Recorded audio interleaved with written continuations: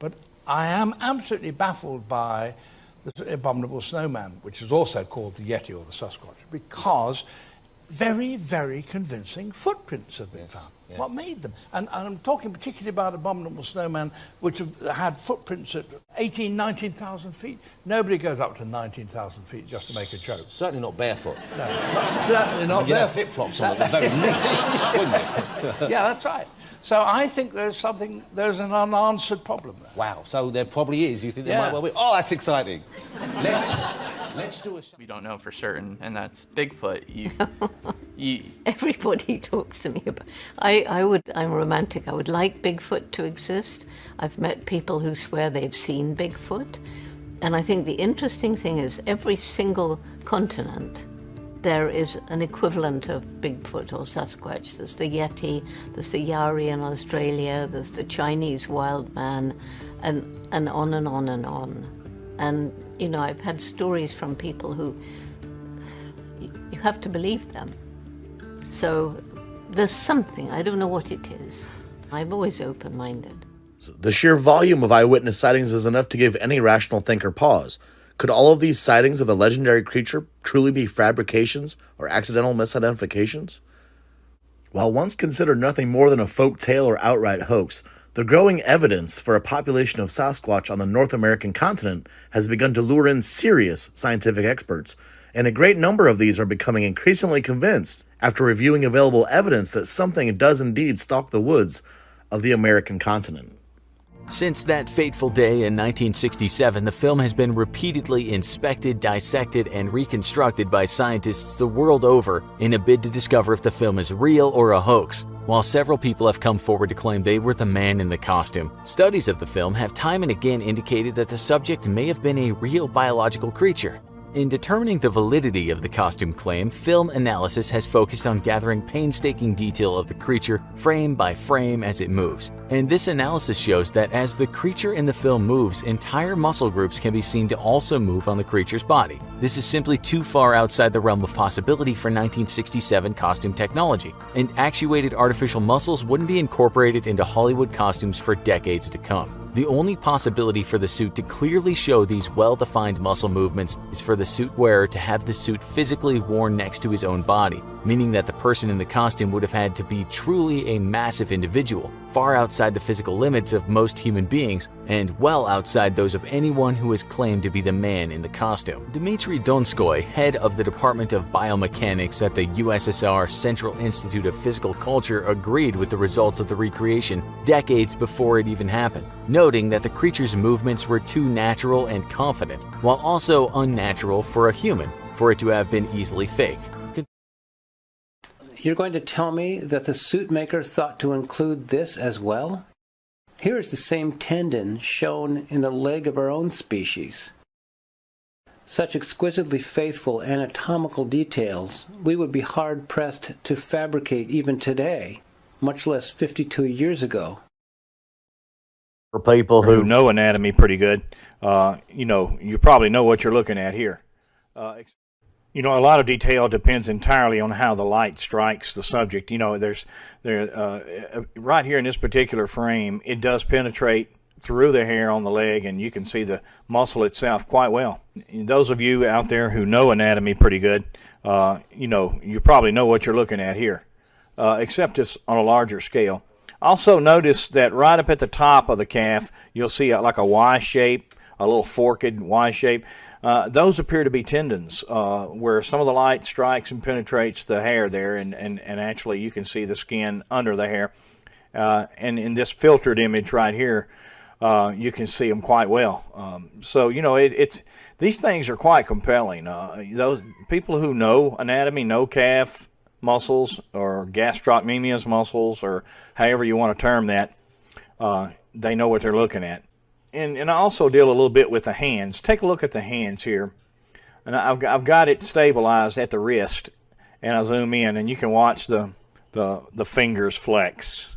For just 2 frames, when you consider the fact that there are over 900 frames, that's a lot of information. In fact, Bigfoot sightings and footprints have been reported since the dawn of the American nation, and Native Americans have long believed in and reported on the existence of the creature, claiming that they have lived alongside it for thousands of years.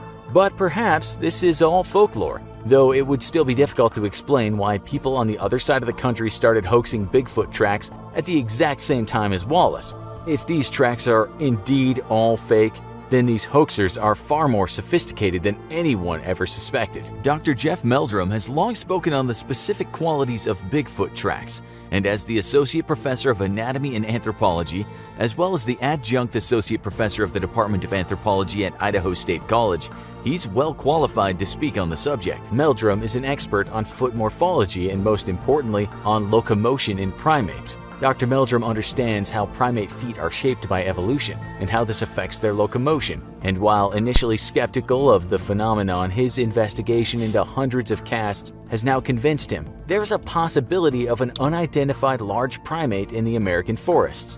Dr. Meldrum's conclusion is derived from several common qualities found amongst the footprint casts he considers to be authentic. The first is the identification of dermal ridges. These are patterns in the skin that are similar to that of your fingertips, and while drying plaster can sometimes form impressions that seem like dermal ridges, it's not a common phenomenon. The second piece of evidence is the presence of a mid-tarsal break, identified by the way that the footprint is created on the ground as the creature moves. This is a feature common to apes but not found in humans, and this is caused by the foot actually bending before an ape takes its next stride.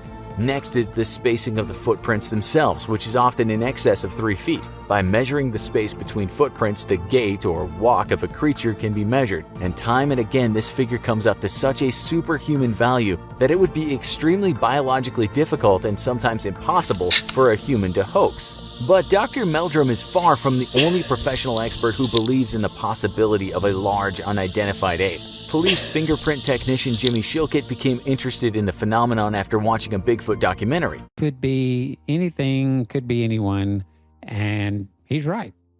But what interests me is what Mr. Anything out there is doing, which is watch him launch that tree. So the question is, how big, how long, how much does that tree weigh? We're going to look at a log weight calculator to get an estimate.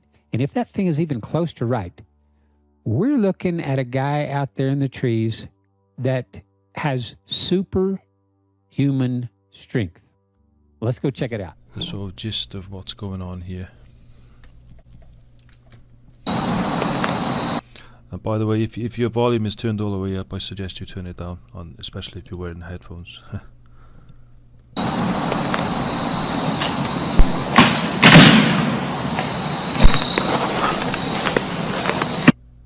One more time.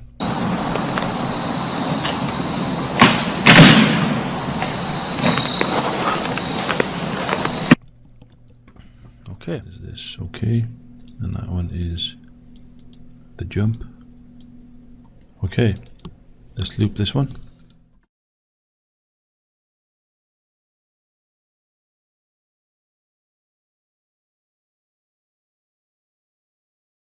So what I'm seeing is something that's quite fast.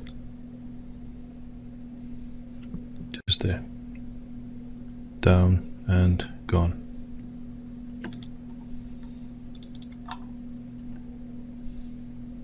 You can see what seems to be muscle tone on the back.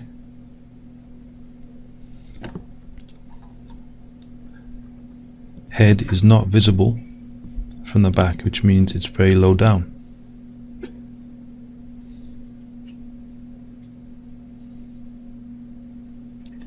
No sign of the head whatsoever.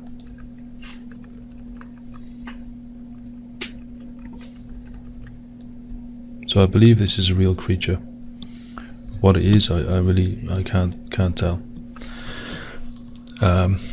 We know Bigfoot have been known to go on all fours and move in unusual ways.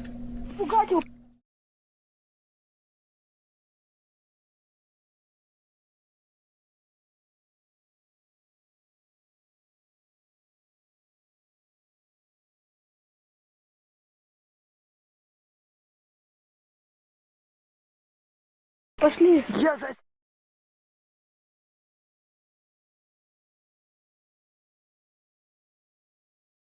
Creature is 2 minutes long.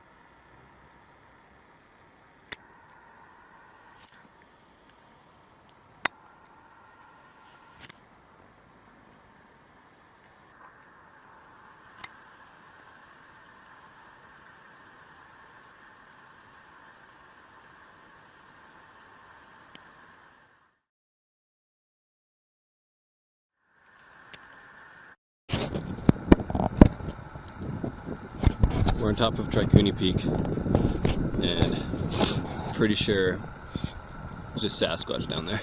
Oh my god. I can't really see it very well. There's this little black dot walking in the middle of the snow. In the middle of nowhere. Sasquatch. Sure that's him. Look at how the way he's walking. Oh, I wish you could see it better in this thing. He's huge. That is pretty big. Oh, I can't zoom in anymore.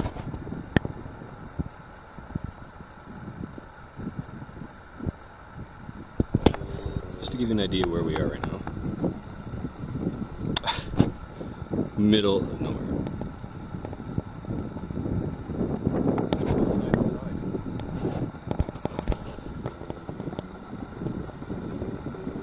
Why would he walk up that way?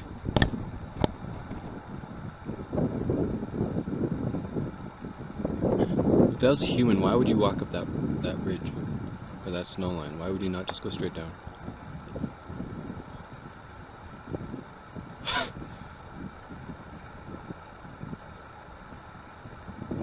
Good thing we brought beers. We could lure him over here.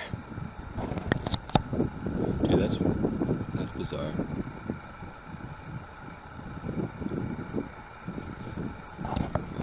For sure I did.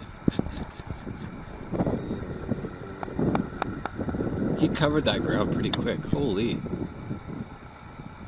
And look him go up. Like, we're in the middle of nowhere right now. Like, I don't know how high we are, but we're probably close to 7,000 feet. 6,500 maybe. And this guy's just scampering up snow lines. Like it's no big deal.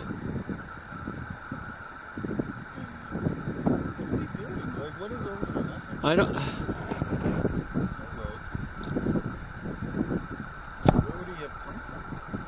He was coming down this this valley down here.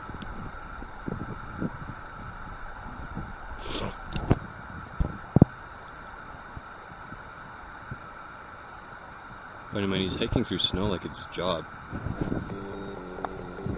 And where the hell is he going? I mean, there's nowhere to go that way.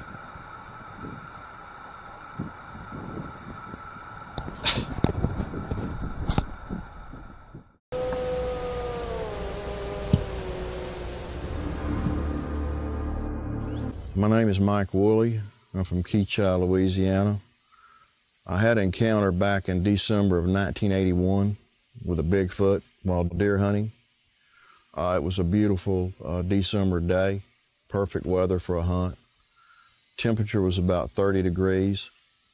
I got to my deer stand that evening, about 3 o'clock, got on it, and I was sitting there, and I was facing to the north. And my deer stand was located about 1.5 miles down an old logging road and off the main highway, secondary highway.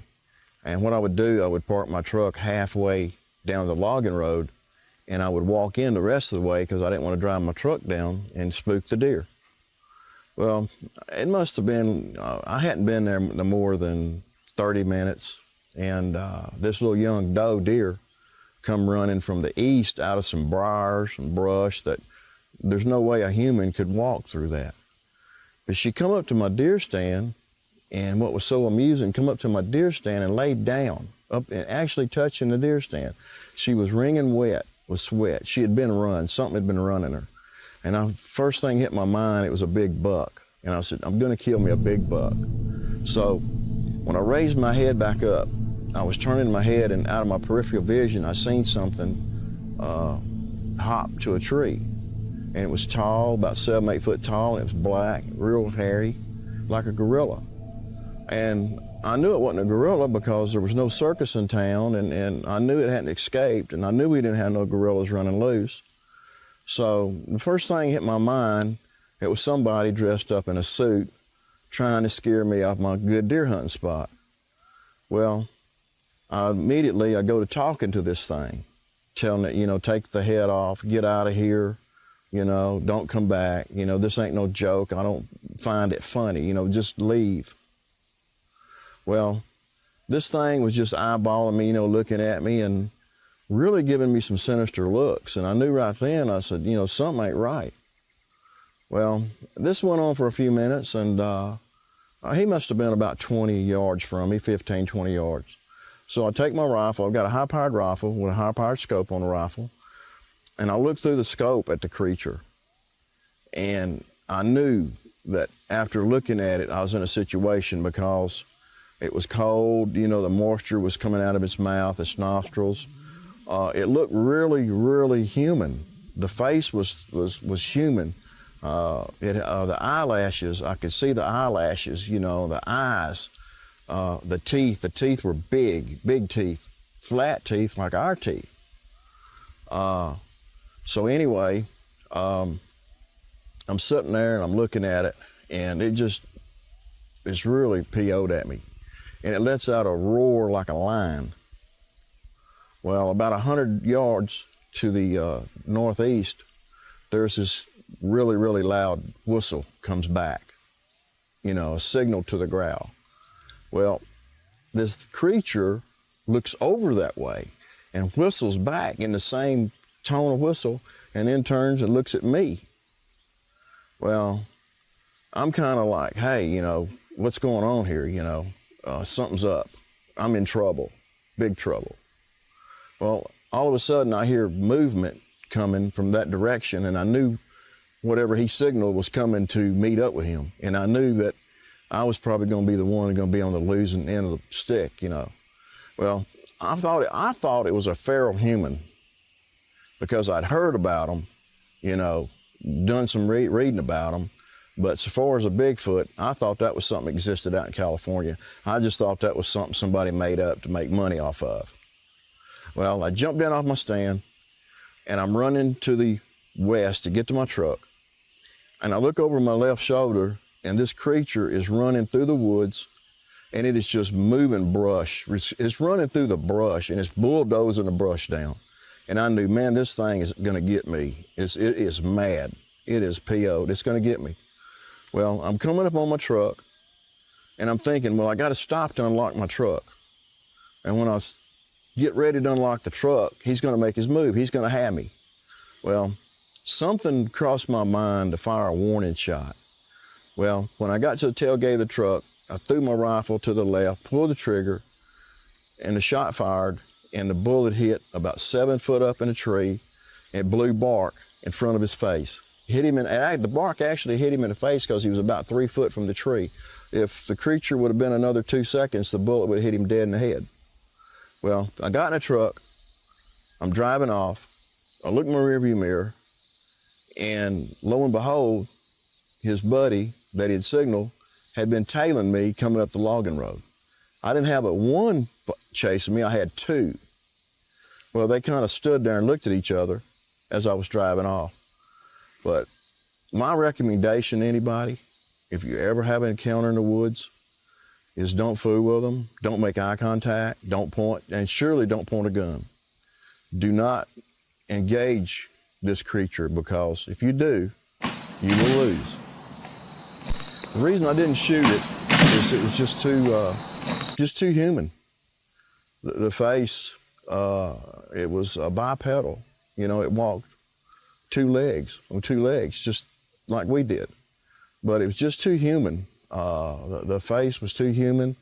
The eyelashes, the teeth, the jaw structure, the forehead, it was light brown. The face was light brown, like it had a dark suntan. But I couldn't pull the trigger because something told me this ain't right. It's not the right thing to do. Oh my God. What is that? Wow, that thing is giant. That thing is giant. It's walking on 2 feet. There it is. It keeps on going back and forth and bending down. Wow, that thing is giant. To what we normally see in animals and that kind of thing, in my opinion, anyway.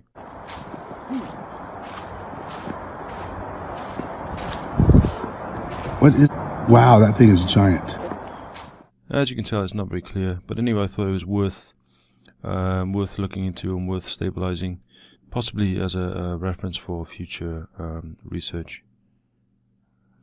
My name is Rich Trameau. I live in East Jefferson County, Washington State.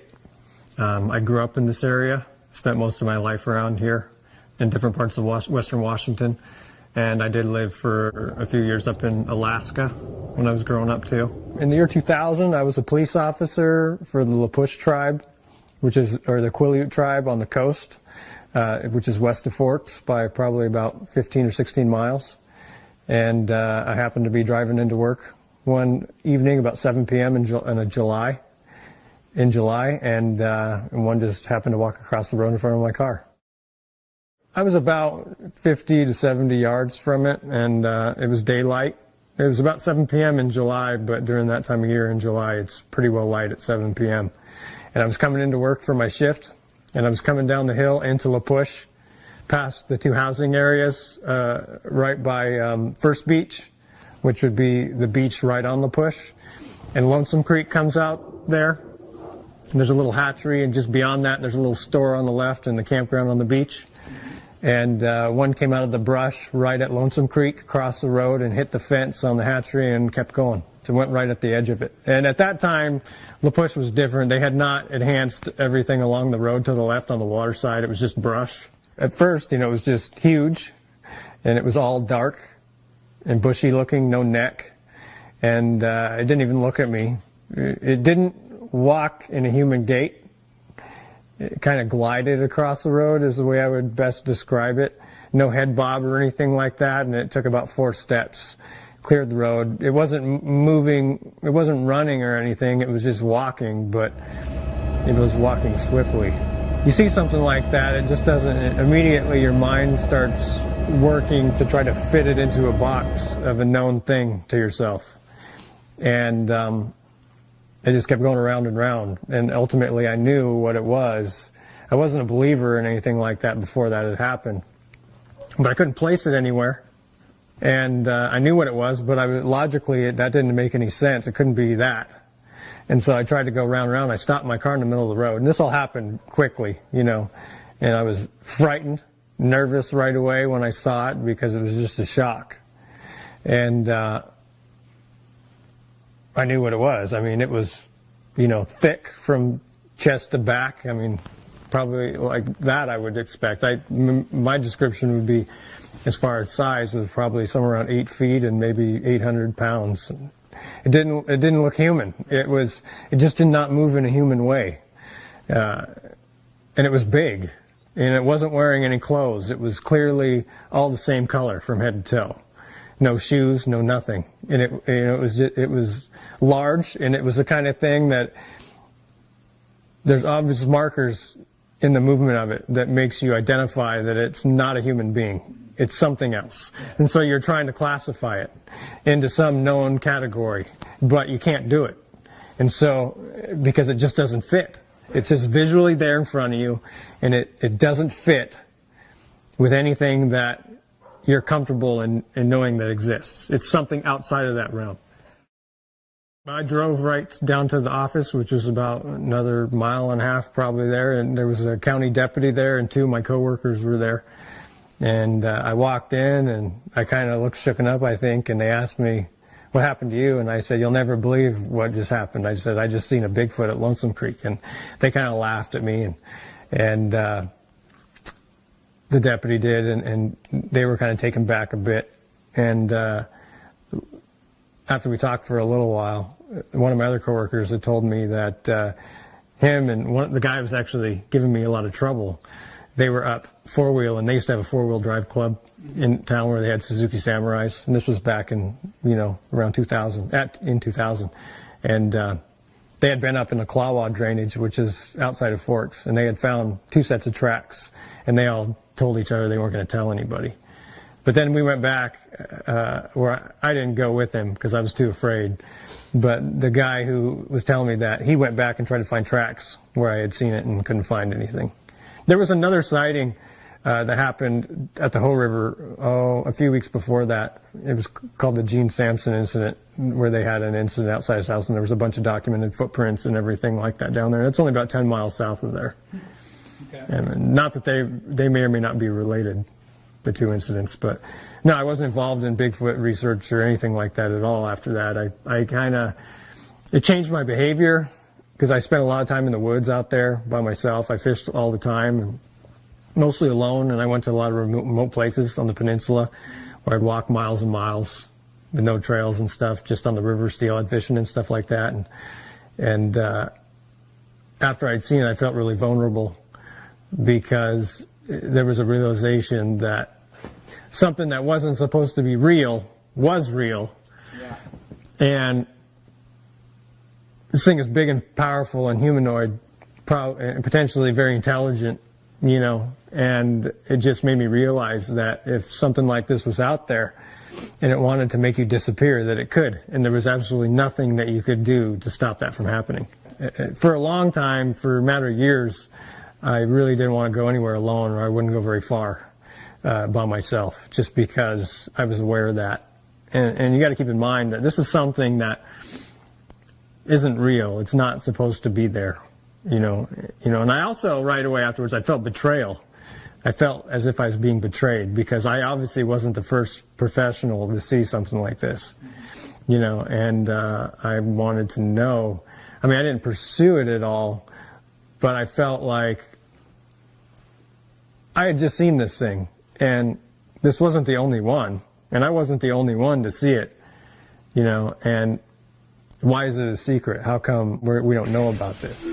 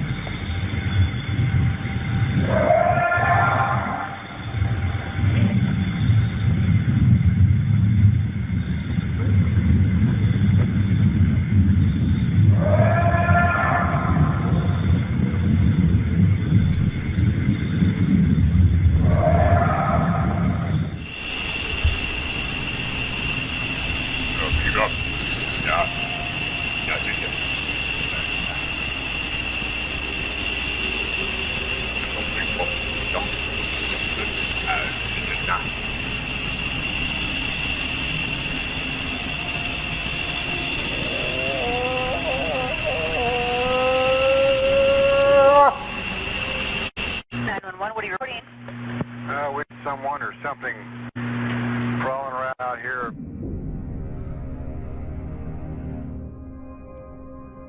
Did you see what it was? What person or an animal or? I can't tell. All I know is my central light came on and I just happened to glimpse and see this thing running across the yard. A good-sized man or something that looks like a man. I don't know what it was. Just it ran across the yard. Okay. You've had problems in the neighborhood before? Yeah, my dog was killed here just recently. I don't know what it was. Whatever it is, it's running. Could couldn't catch it if I was going to chase it. But whatever it was standing up. I'm out here looking through the window now, and I don't see anything. I don't want to go outside. Jesus Christ, you better... Deal! Hello? Get somebody out here. What's going on now, sir? That son of a bitch is about 6'9", I don't know. You see him now, sir? Yes, I'm looking right at him. Uh-oh. Okay, hang on. He's right... Is he in your yard, sir? Yeah, God, he's big. Okay, what's he in your yard? He's looking at me. Oh, the guy is on foot. I don't know what... It's big, real big person. That's all I can say. Okay, it is a person. Yeah, I just was a person or somebody really big.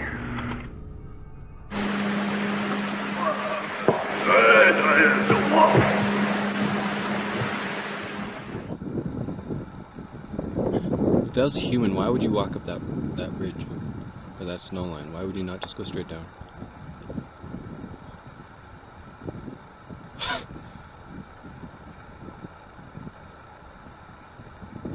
Good thing we brought beers. We could lure him over here. Dude, that's bizarre.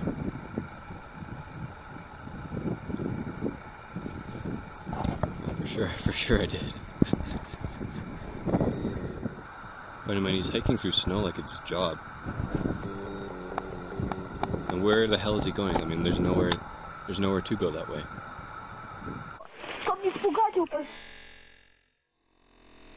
Я заснял. Смотри. Ё-моё. Испугать его пошли. Я заснял. Смотри. Ё-моё. Kind of sounds doggish, hyena-ish, but you can hear it going off in the background right now. It's really kind of strange, just to say the least. It's been going off for about 15-20 minutes so far.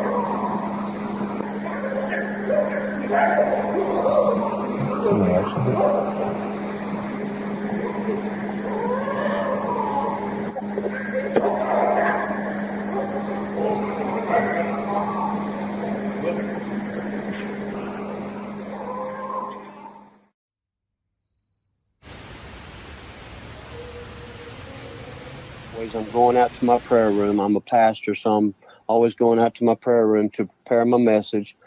And it was just a beautiful morning. Sun was coming up, and I'm out there sipping coffee, playing with my new pup out there, just having a good time. You see, it looked like a big head, and it was moving across a couple pastures over, and it was moving real quick. And I said, this is strange. So I get to my pocket as quick as I can to turn on my phone, try to get it on video, and see. It looked like a big head, and it was moving across a couple pastures over, and it was moving real quick. And I said, this is strange. So I get to my pocket as quick as I can to turn on my phone, try to get it on video, and try to zoom frame, and it's moving quickly. And I noticed that it looks like a deer on its back. And I'm thinking, man, this is crazy. This thing's huge. It's moving fast. And I'm trying to keep it in frame, watching it. And, you know, it was hard to do, you know. And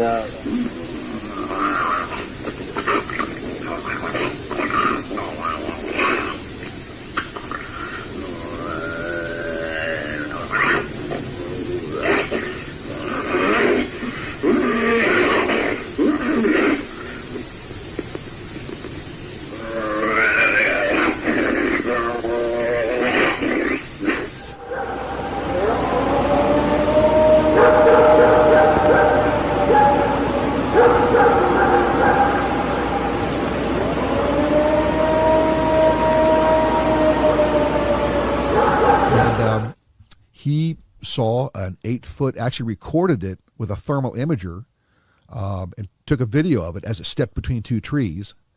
One of these Bigfoot organizations got a hold of the information. That's how I ended up seeing it on YouTube. And went back and looked at the same tree where this guy said this animal was. And when this animal is standing behind the tree, one of the first things you can notice is you can see his shoulders on each side of the tree. When they put this guy that was 6'4" in front of the tree, you could only see his shoulder if he popped one side out on one side of the tree or the other. Mm-hmm. When he took these steps out to walk away, it took about 2 steps for this animal to be completely out of the picture, and it took him like 5 steps to get out of the picture. Jeez. So, listen. Saying that thing's big. It was huge. He said it was over 8 feet. So we start chuckling. Listen, I used to go camping out there and backpacking, and I've never seen anything. But yet he's got it on video. Not only that, this guy was scared when he was telling the story. I'm not going back out there again. I know there's animals out there now that are much bigger than me, and I'm not. He goes, if I'd have shot this thing, I'd have just made it mad. Yeah. So, again, you look at the kind of individual.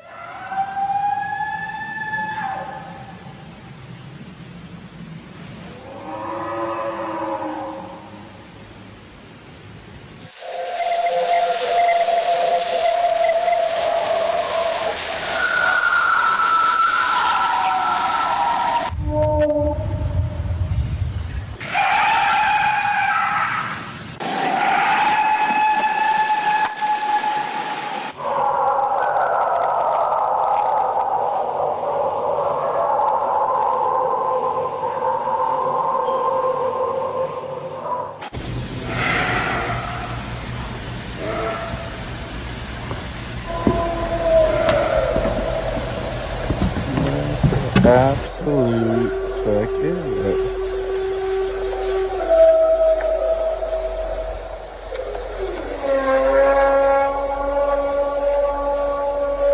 Starting to regret that I stopped at this rest stop.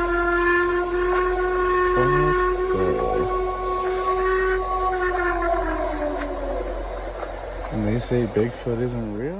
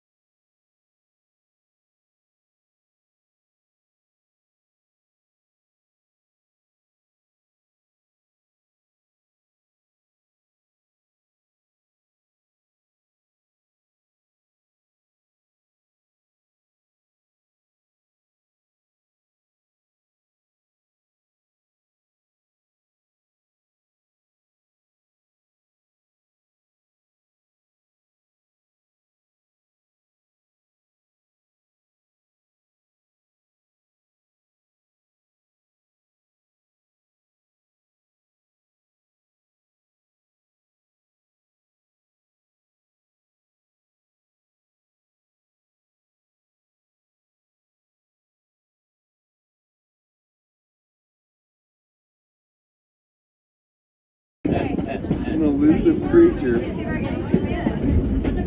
Alright, just squat it down. Yeah, let me see your camera, I'll do it.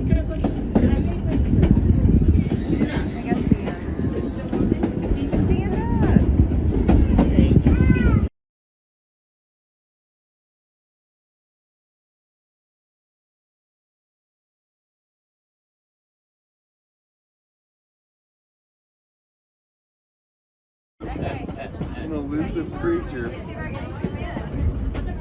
Alright, just squat it down. Yeah, let me see your camera, I'll do it.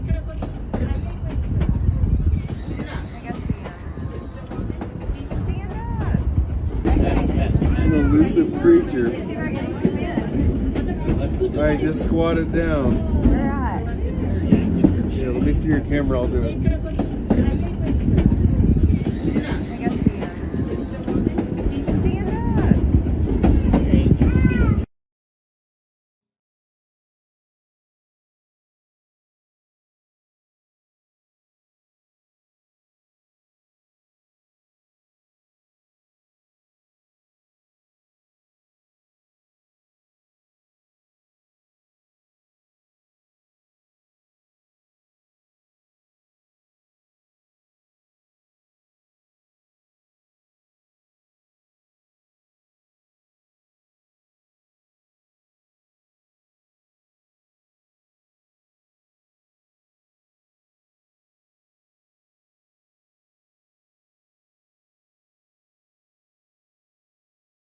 Specify what this thing is, but it's not real. And I know what it is, but what it is not real. I met this river guide, and he ended up telling me not only is Bigfoot real, but I've seen them several times. Then it stood up, and when he stood up, he took 2 great big steps and squatted back down and started eating again.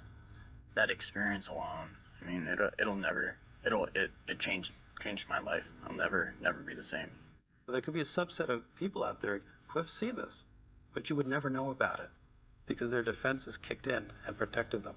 So the thing walked up to about 200 yards away. It stopped, looked at them, turned and walked away. I'm as convinced as I can be, short of having stood there on the sandbar on that afternoon. It took less than a second for me to realize what I was looking at were not people at all. We really tried to get pictures. But these things seem to outfox us. You don't know what to think. I mean, it's just, you see something that doesn't exist. The handprints were roughly 8 feet. There's a language here. That is not a human being. All of a sudden, my tent starts getting pushed in. You run into them and you get this flash of beauty and they are gone.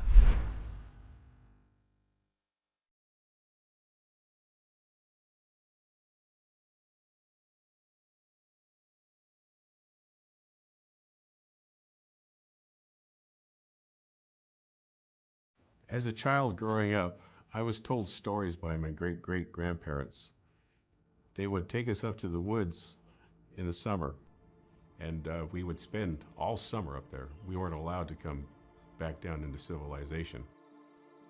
Antone, my great-great-grandfather, would give us a rifle, and we were 8 years old at the time, and he says, go out, I want you guys to learn the area, and I want you guys to hunt. It was a lesson that he taught us to go out and learn ourselves. And if we had done anything wrong, then we were corrected. While there, he would also tell us stories of the areas that we would visit. We have many lakes, a couple of rivers, and we have Mount Adams. And he would tell us stories of how they were created. And then he would also tell us stories about Bigfoot. Growing up, it was kind of hard to fathom why is he telling us stories like this. But as I grew up, I became a skeptic because I didn't know. And then a few years later, working for the Yakima Nation, then that's when everything started happening.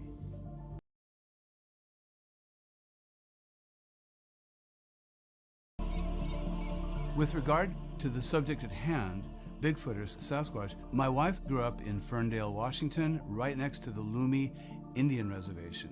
Where she grew up, there were so many Bigfoot sightings, it was just common.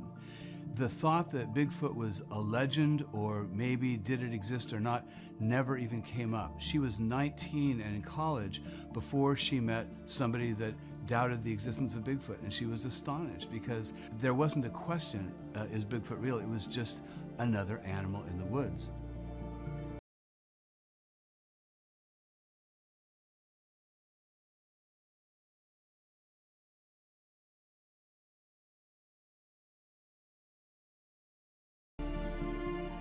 In talking with indigenous people, some of the people will say, you know, the DNA is there.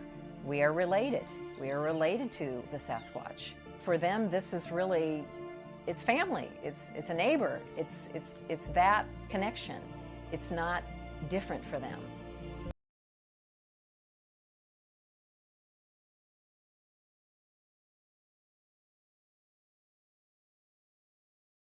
Book called Wanderings of an Artist Among North American Indians, and it was published about 1890.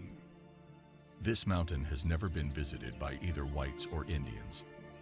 The latter assert that it is inhabited by a race of beings of a different species, who are cannibals, and whom they hold in great dread.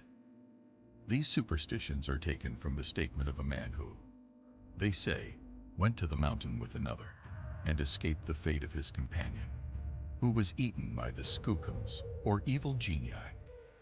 I'd offered a considerable bribe to any Indian, but could not find one hardy enough to venture. And they would not guide him there no matter what.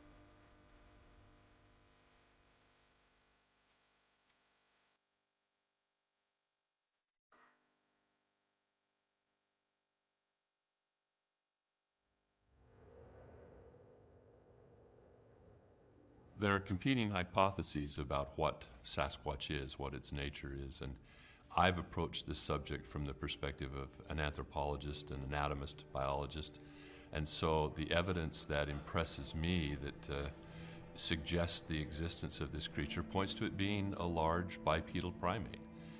It's particularly interesting to me due to my interest in the evolution of human bipedalism, and sharing that habit with another species of primate living alongside us is a unique and interesting opportunity of comparison and contrast of that adaptation.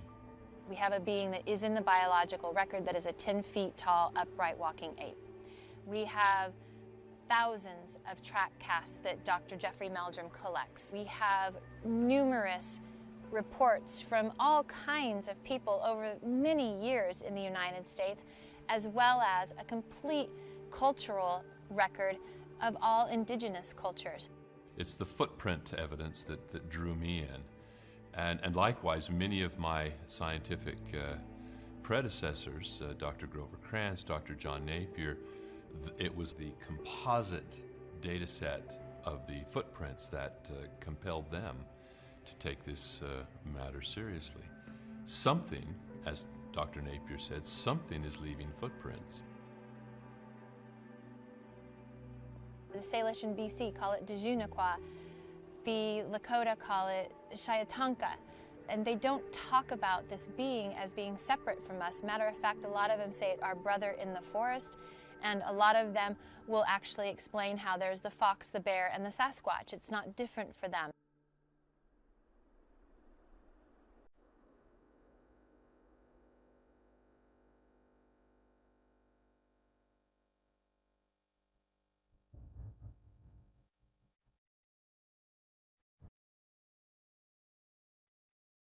How do you feel just sitting here and looking over there again right now? Yeah, it's nuts, man. It really is, dude. I'll tell you. I mean, It's almost breathtaking. I honestly keep wanting so badly to be like, look guys, and then everyone can see it, dude. Yeah. But it's never, like, it's killing me right now to be here. That experience alone, I mean, it changed my life. I'll never be the same. We came here to do a survival video for our YouTube channel back in 2020, mid-October. We set a camp up on this side of the mountain. We had turned our cameras off, our batteries were running low. We came down here to fish for some dinner. We spent a good half an hour down here on these rocks, just chit-chatting with the line in the water, and just trying to make ends meet for the night. Yeah, just trying to get something to eat, trying to get warm, get some food. Austin had noticed a couple animals over here on this log that was in the water, and he kind of punched me in the arm and said, hey man, what are those? And he was kind of like, hey, you see that over there? Yeah, we noticed it. I didn't know what to think of it at first. I was thinking maybe a sow and a cub, and I kind of played it off for a few minutes like it's nothing, and the more I looked, the more I seen that it wasn't like a bear. It was more like a human. Yeah, it's so hard to explain. I just can't put it in. The size of it was just remarkable. I mean, it's larger than any human I've ever seen. As soon as you realize that it wasn't, some kind of animal that you would normally see out here, it kind of just like took everything out of your body, just took your whole breath away, and everything just went silent. You didn't really hear anything but what your thoughts were.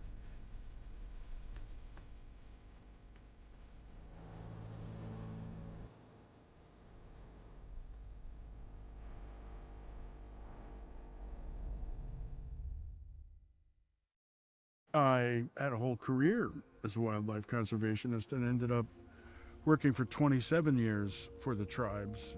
Over a very long time, as I earned the trust of the tribes, more and more stories would come my way. More and more information, more and more stories about where Sasquatch were found on the res. And after I became sort of a trusted mascot of the tribe, I got a lot of information just from them about what they are and what they want and where they live. There's a lot of films and photos that are taken that are never shared outside of Indian country. Bigfoot stories are owned by the longhouse that has them, and they do not share with other members of their tribe that are in another longhouse. It's all balkanized within the tribe as far as Bigfoot stories go, because they're considered property that a longhouse owns. It's like a copyright. You can't use that story because they own it, and they don't tell it to anybody else. So an outside person like me, in some cases, has more access to those stories because I am not seen as a threat and not seen as something that you have to compete with. For example, Vancouver Island, the Kwakwakwa, who used to be called the Kwakiutl. That tribe has a lot of Sasquatch contact. They have a secret society called the Hamatsa, which is a hereditary clan where it's the wild man society in the tribe. If you're a member of the Hamatsa, you can put a Zanukwa, which is their word for Sasquatch, at the bottom of your totem pole, because totem poles are read upside down. The thing closest to the ground is the most important totem in the totem pole. The story poles are influenced by the wild man and the wild woman. There's a relationship there, and it must be a really close relationship. For them, this is really, it's family, it's a neighbor. I asked some of the tribal historians, people that might be in tune or in touch with this information, and I said, who were you emulating with these head shapes? The answer was more than not usually the forest people, the Sasquatch. When you are in touch and in tune with our indigenous communities in the region, you will observe that most of the culture up and down the coast is related to the wild man, the wild woman. A lot of the family crests are related to the wild man, the wild woman. A lot of the ceremonies are related to the wild man and the wild woman. The mask, artistically, the regalia is related to the wild man and the wild woman. I'm not speaking for the Native communities. I don't want to represent them in any way. I really feel that if you want to know more about this through oral tradition or through the stories or culturally, then you need to take the step to do that. If we can really bridge the gap with peoples, we could learn a lot about this topic. In 1840, there was a missionary that was out in the Oregon Territory. His name was Elkanah Walker. The Native Americans out there were telling him about the giants that would come down, steal their salmon, and he was writing back to his church back on the East Coast, in New England, I believe it was, telling what the Indians were sharing with him and how these giants smelled bad and were very strong and had like 18-inch tracks. Elkanah Walker, in April of 1840, wrote, "I suppose you will bear with me if I trouble you with a little of this superstition, which has recently come to my knowledge. They believe in the existence of a race of giants, which inhabit a certain mountain off to the west of us. This mountain is covered with perpetual snow. They inhabit its top. They hunt and do all of their work in the night. They cannot see the daytime. They come to the people's lodges in the night when the people are asleep, and take them and put them under their skins, and take them to their place of abode without even waking. When they wake in the morning, they're wholly lost, not knowing in what direction their home is. The account that they give of these giants will in some measure correspond with the Bible account of this race of beings. They say their track is about 1.5 feet long.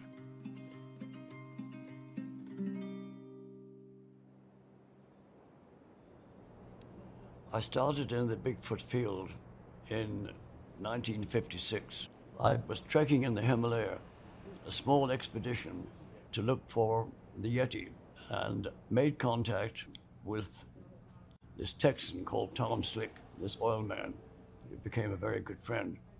So to make a long story short, I signed up with him. I spent 3 years in the Himalaya looking for the Yeti. When I came down from that, he invited me to come to the States. He said, you spent enough time up there, come to the States and look for Bigfoot. I have to say, I laughed.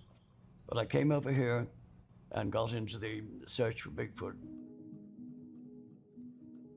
In the whole history of Bigfoot, there's been one piece of footage, 16mm footage, taken by two men, Roger Patterson and Bob Gimlin. Patterson has died, passed away. I met him, interviewed him 6 times before he died. He came across to me as thoroughly credible. His associate, Bob Gimlin, is a man of great integrity, very much admired. He lives in Washington still, and I believe his story of what happened, the whole thing. Peter Byrne ran an organization called the Bigfoot Research Project, and I became part of his project. And we paid for a group of scientists to analyze the Patterson film and prove that it was a guy in a gorilla suit. So we dropped about $500,000, and we couldn't do it. We really tried to use pure science and approach it with hard science. The Patterson-Gimlin film clearly stands as the most compelling photographic evidence that we have to date, even in this age of iPhones and digital cameras and so forth. It still has set the mark so high. And not only do we have the film, but we have a remarkable track record associated with it. The cast that Roger Patterson executed himself on the day of the filming, but also some number of days later, Bob Titmus, a researcher from Canada, came to the scene and made a series of 10 footprint casts that provided a remarkable record. But having the image of the track maker combined with the tracks as an anatomist, as a functional morphologist, I'm as convinced as I can be, short of having stood there on the sandbar on that afternoon and witnessed the event myself. The suggestion that you'd work around the challenge of finding an oversized human male subject by portraying a female falls to the wayside when you scrutinize the specifics of what would have to be a fursuit and someone to fill that fursuit, which is just virtually impossible, especially given the technologies available in 1967. This is a piece of evidence that stands up under remarkable rigor that couldn't have possibly anticipated the technologies that we are applying to it today. We had a great copy. We could see the muscles moving under the fur with the resolution we had. Everything that we did find in the film suggested it was actual observations of an uncatalogued animal. There's an occipital protuberance on the back of the skull, and it has a point on the back of the skull where all the back muscles attach. It was designed for walking erect, which is a hominid variation. So it's not a primate, it's a hominid.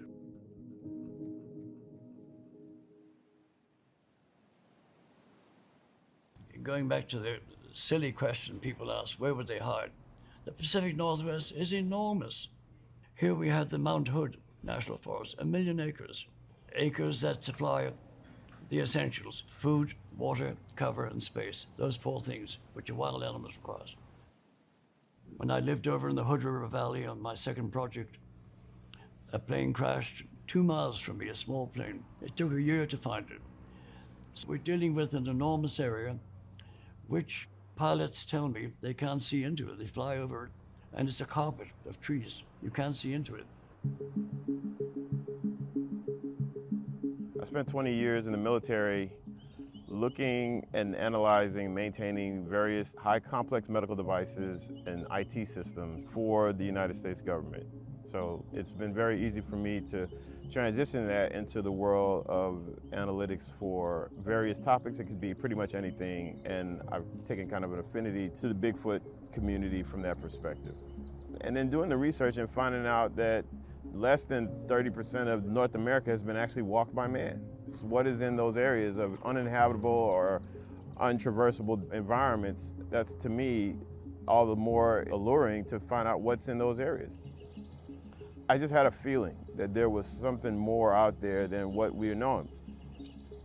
Scholars of the earth thought the earth was flat at one point in time, and we are only surpassed by our utilization of technology and our understanding of science to leapfrog each other to be able to find things out that we don't know.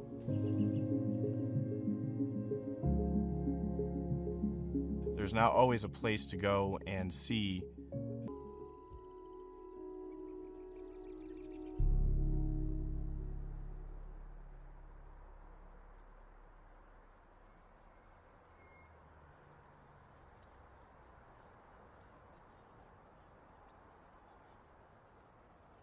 The first encounter I had that I know for sure of, I was 6 years old.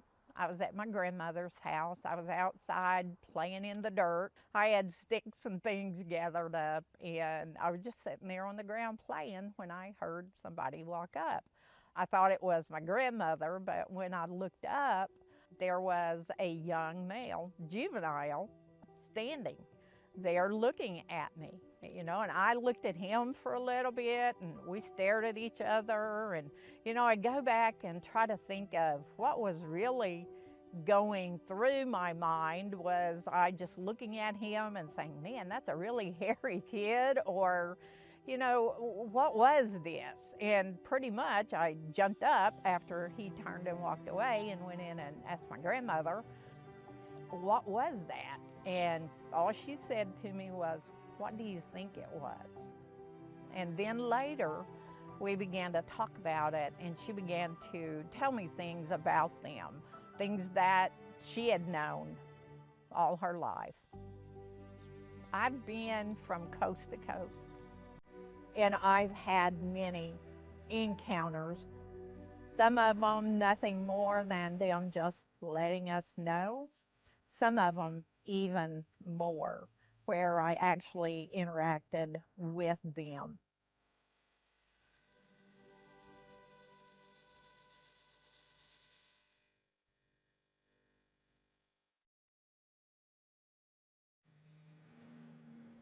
In 98, I became a police officer for Department of Defense in Puget Sound Naval Shipyard. That's where I kind of started my law enforcement career. I was 21 years old. And I worked there for a couple of years, and then I moved out to the West End out in Forks, and I became a cop in La Push. And that's where I had my first Bigfoot encounter.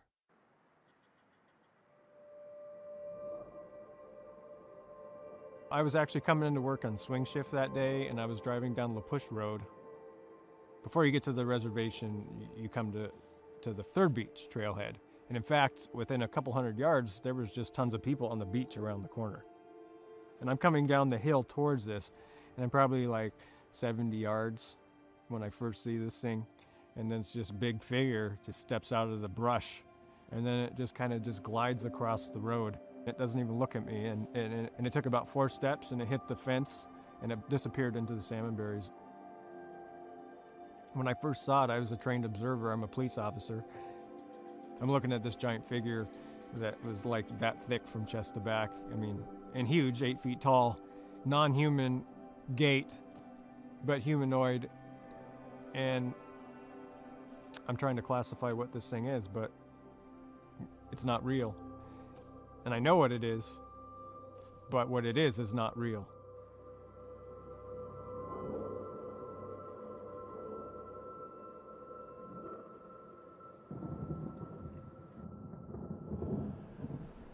April 3rd, 1993, I was participating in a military training exercise. And this is an exercise where we use a lot of explosives in our training, utilizing rock quarries. We had 3 explosions to do that day in the morning. And it was shortly after we set the fuses on that third and final blast of the day, we would get in our vehicles, we'd convoy down to a safety staging area, wait for the explosion, and come back and check our work.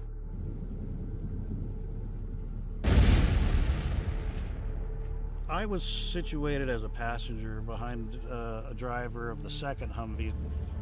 As we rounded this one corner, I had a direct line of sight to the second blast site. We came around that corner, I'm looking down there, and there's like these 3 very dark, very large figures standing three abreast of each other, watching us come down the road across the ravine from them.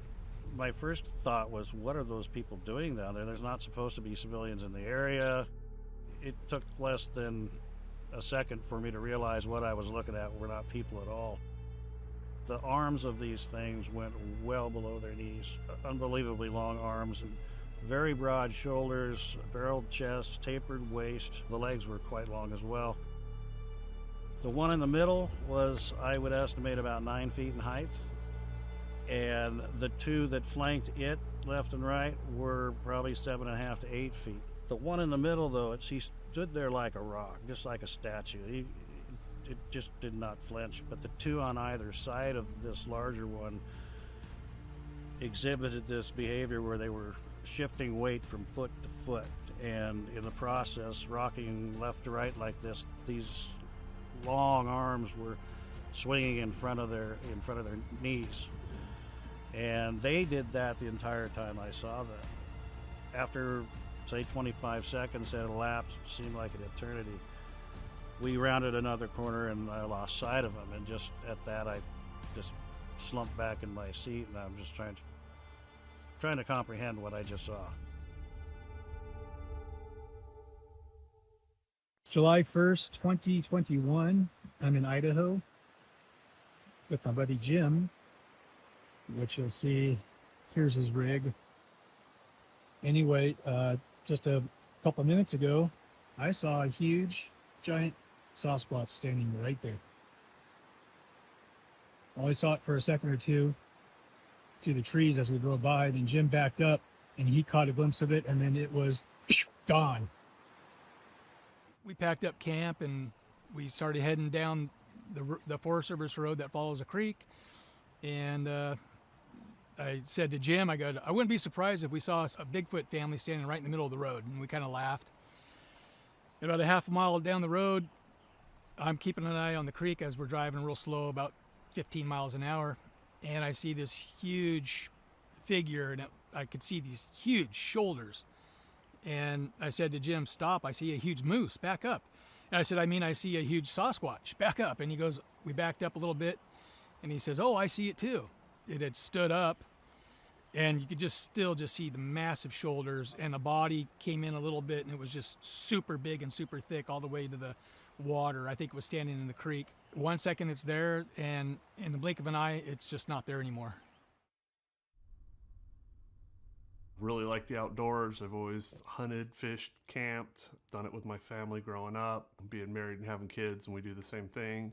Been into archery pretty hardcore since I was about 14 years old. I've seen cougars in the woods. I've seen bear, deer, elk, moose, a lot of smaller game, fox and stuff like that. There's not too many animals in Oregon that I haven't seen. Labor Day weekend 2019. I'd been going over to this particular area in Eastern Oregon for a couple months, since about mid-May. I sat down by this water trough. As a hunter, you're always playing the wind. You always hunt with the wind in your face. So I was set up that night, wind in my face. And I'm kind of sitting there, and off to my left, I just catch a little bit of movement. So I kind of turn my eyes real slow and my head real slow over to look, and I see a head pop out and go right back. And so in my head I thought, oh, it's a hunter, another hunter. But I thought to myself, that's kind of weird. I never heard him come in, and I should have heard him come in. So I just kind of kept staring at that same spot, and then it stuck its head out. And it was what, doesn't exist supposedly. Bigfoot sticks its head out, stares at me for probably 10 to 15 seconds, and then slowly pulls his head back. I just sat there dumbfounded, like, what in the hell did I just see? These things don't exist. I've been in the woods long enough. I know what I've seen. I knew it was not a bear. Absolutely 100% not a bear. So I sat there for, like I said, probably 5 minutes, just kind of trying to gather my thoughts and get my wits about me.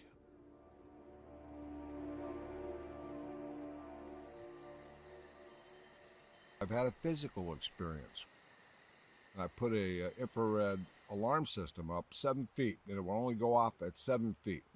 At midnight, ding, my alarm goes off. I'm like going through the ceiling. The dog's sitting up, and something's going around my tent, and it's going whoosh, whoosh, and you can hear footfall as it's going around my tent.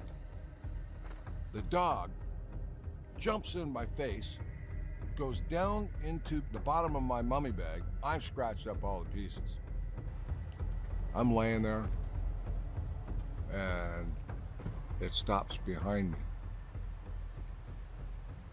All of a sudden, my tent starts getting pushed in.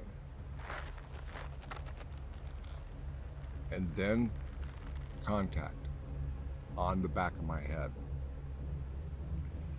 Its palm was at the base of my neck. Its thumb right here. The top of the hand right here, as it's gently manipulating my head, pushing through my tent. So I go, what am I gonna do? What am I gonna do? What am I gonna do? And it's like, I grabbed my keys from my truck and I broke the alarm system on it. And it backed away.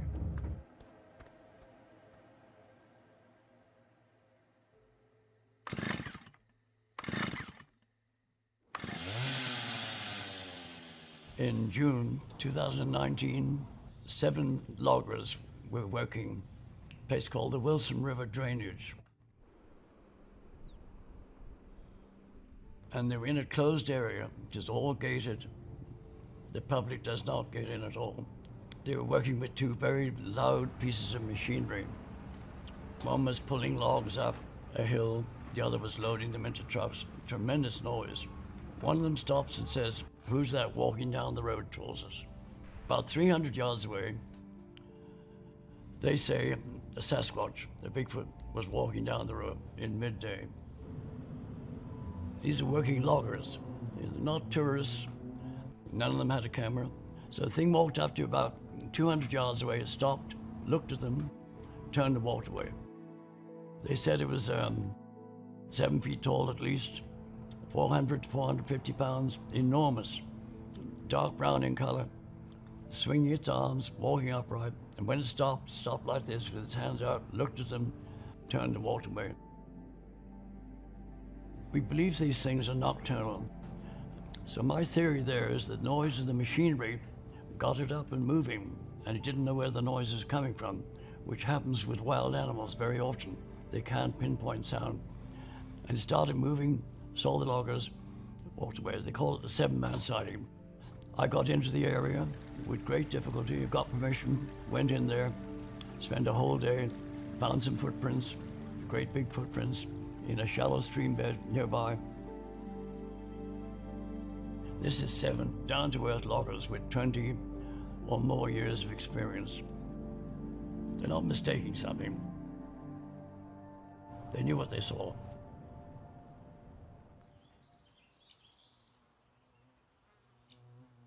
The way it started for me was my son actually ended up finding a single track deep in the icy mud outside the town of Thurston, Oregon. And I thought, well, maybe it's a hoax, maybe it's legit, but for us, it was a bigger question of what if. You know, I'd always loved a good mystery, and I thought, well, I'll introduce Jude to a really cool mystery. And so it just so happened that one of our neighbors filmed a movie about Bigfoot back in the 70s, loosely based on Patterson Gimlin. And he looked at the photo, which we had the mind to put a scale object next to show size. And he said, you know, it's interesting enough, it could be a hoax, but I know somebody you can talk to. And so I met this river guide, and he ended up telling me after our initial meeting that, you know, not only is Bigfoot real, but I've seen them several times. In fact, they come to my house, which was a whole new phenomena. I had no idea that you could be a witness multiple times and then be an extended experiencer, someone who quite literally has Bigfoot in their own backyard. That right there was really the trigger point for me to meet my first extended experiencer, which Daryl would end up becoming the ultimate extended experiencer. When I first moved to the house down here below us, I would hear things at night up in these hills right here. It prompted me to look for someone that knew what those sounds might be because they were so strange. Daryl wanted to meet a local. He had just moved to town, and he didn't really know any locals here that were into such a strange subject or hobby. And so that's when we met, and we hit it off. And so we set up a kind of a date to meet up at his house, and that's when things kind of took off.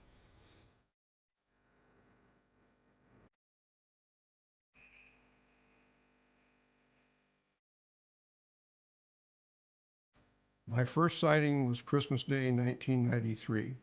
Myself and 2 nephews went for a drive looking for deer and had the usual 15-second roadside sighting. The thing was balled up in a root mass, stood up and looked at us, thoroughly annoyed. I was only about 20 to 30 feet away and stepped out of the blowdown in 2 steps, which was a feat in itself, and walked into the forest. I told the boys it was a big bear. I didn't even want to really think about it. That was that. The biggest thing is to stay awake at night. Some nights the forest is alive. It generally has to do with phases of the moon. And then we found out that with proper enticements, offerings, occasionally one of these things would come into camp.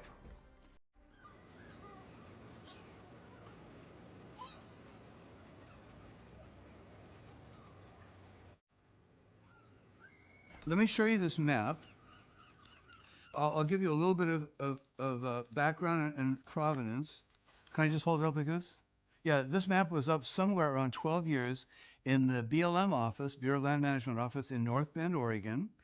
And I learned about it from federal and state officials that were conversant in that office. And so they would talk to me about it, and I would say, I'd sure like to see that map.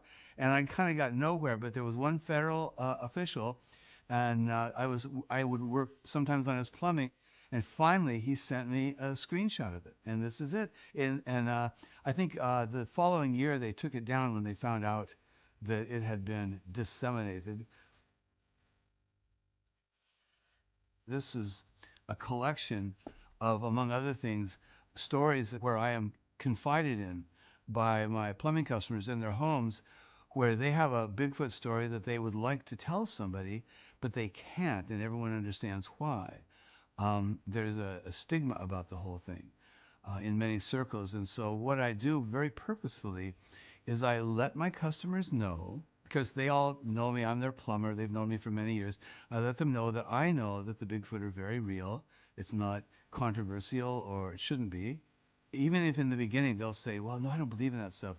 It's the funniest thing. Maybe like a half hour later, as I'm doing their plumbing job and we're conversing, they'll say, well, here's what happened to me. And they'll tell me their story. And I have a whole collection of them in here. Many stories from very, very credible people in this area. Probably, I would say anecdotally, more of my customers have had some kind of a Bigfoot encounter than have had cougar encounters, because it's very rare to see a cougar. There's a family of Bigfoot that has lived for years at the county dump. When the lights go out and the gate is locked and there's no one there at the dump, the Bigfoot come in every night and there's a smorgasbord there, because they're the only animals that can get into the pit and back out. A local historian and cartographer, with considerable effort, gotten a few of the employees at the dump to admit that the Bigfoot are there. This right here is a photograph that was given to me of a trail cam. This is just maybe a half hour from here. It's a family, a very reputable family that owns land all over here, and they're hunters, and so they set out trail cams. And they took this photograph probably, I think, 10 years ago or so, and they never showed it to anybody. And then they decided to entrust it to their plumber. That would be me. And there's a man and woman that I know here in town, and they're pretty well known, great people. They were camping with friends for 4 days on the Elk River. And he sent me a photograph that they got while they were there. He said, we watched this for a while, but it was obviously a juvenile ape. It looked like an adult chimpanzee that was just hanging out up in a dead old growth tree. You can look at this and think, okay, either it's some sort of a gnarly growth on that tree that looks exactly like a chimpanzee. And he said, we watched it for a while, but he said the thing that was more remarkable was the noises that the apes would make at night.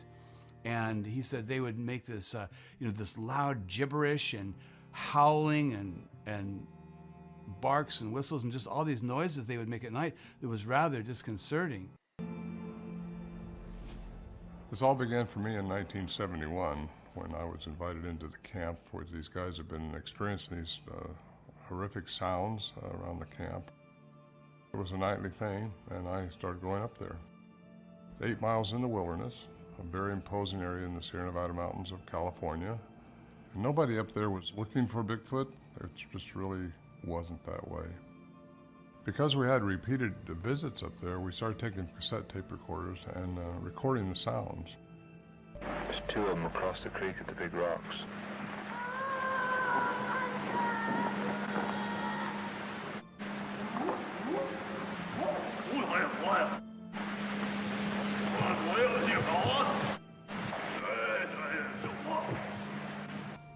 I spent a career.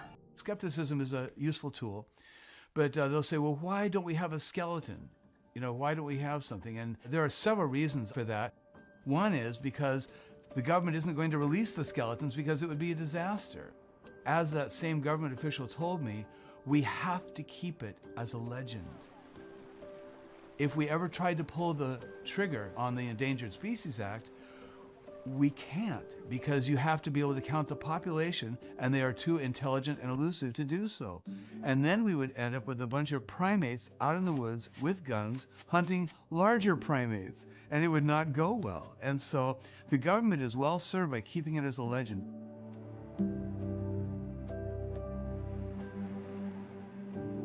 The chaotic effect of the invocation of the Endangered Species Act over something like that would be catastrophic. It'd be terrible. And so good governance and good management is to keep it as a legend.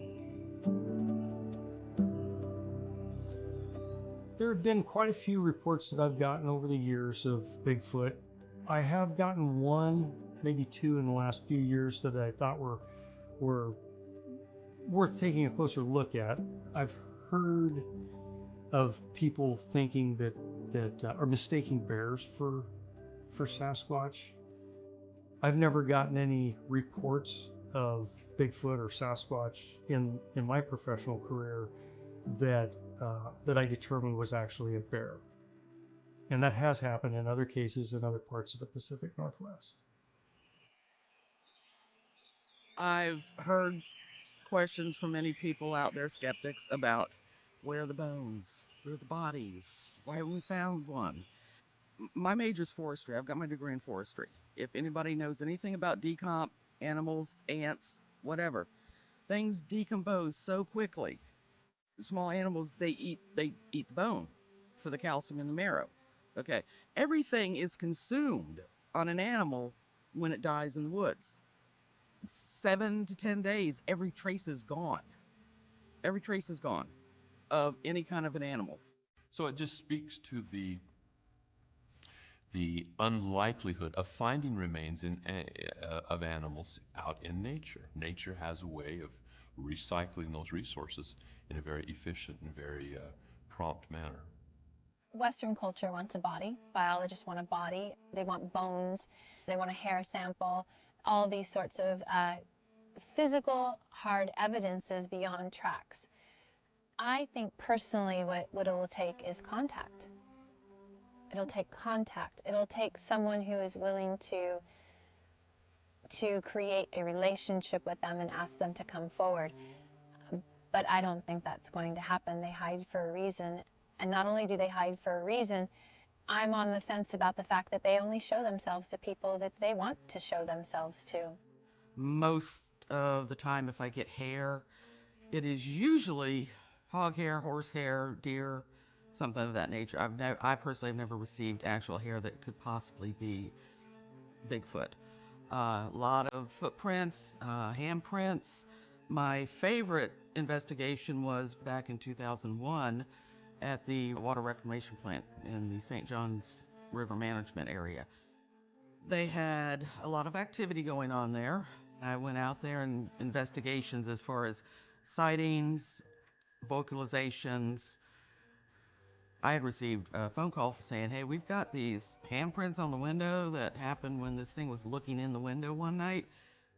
My pictures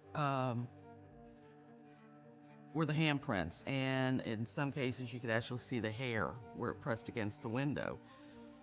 The handprint isn't the full hand. It was looking in the window, so it was kind of like had bent fingers. But I got good palm and thumbs and the tips of the fingers.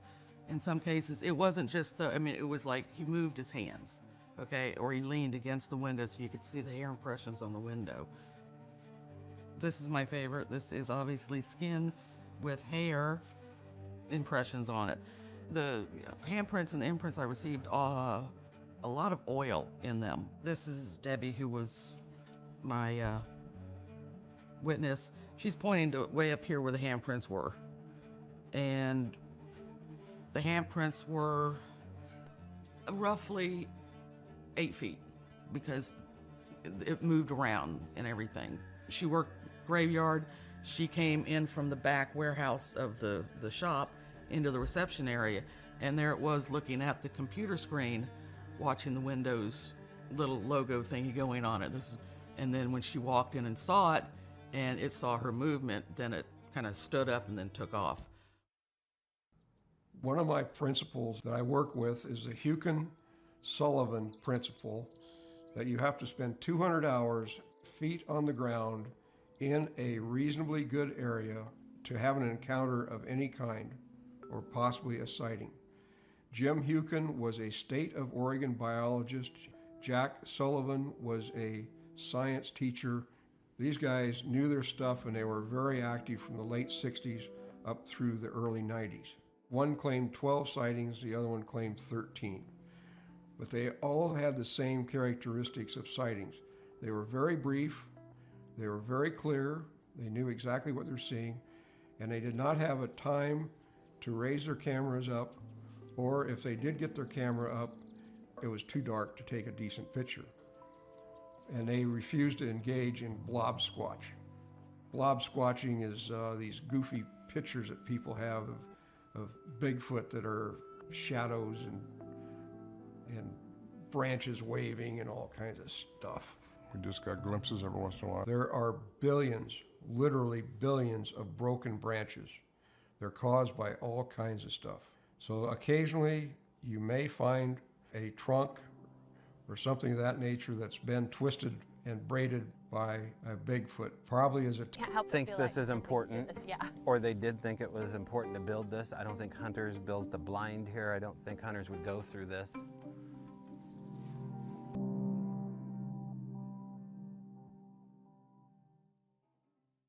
Honestly, I think what we're dealing with is a relic hominid of some sort. We've had Cro-Magnon and Neanderthal, slightly different subspecies, if you will, of hominid. Bigfoot is going to be part of our genus. And it's gonna scare some people. It's gonna excite other people. I'm gonna be excited. And I don't think anybody can really predict what's gonna happen. It's gonna be a free-for-all. It's gonna be a little unnerving, probably. I didn't know what they were when I first got into this. I would read the books and they would say, you know, we all branched off from the same. And there's different branches as the generations progress. But to me, we're all the same. And they're the purest human on this earth yet. And what I mean by that is that they're living the life as they were given it. They are living as they have from the very beginning. So they are the purest form of human left on this earth. Their survival depends on us not knowing about them. We bring disease, we bring violence, we bring lack of understanding, we bring lack of compassion. And then I'm on the fence about, can we actually hurt them? I don't think we can hurt them per se, but I do think we can destroy their environment. Duh, we're destroying our own environment, let alone theirs.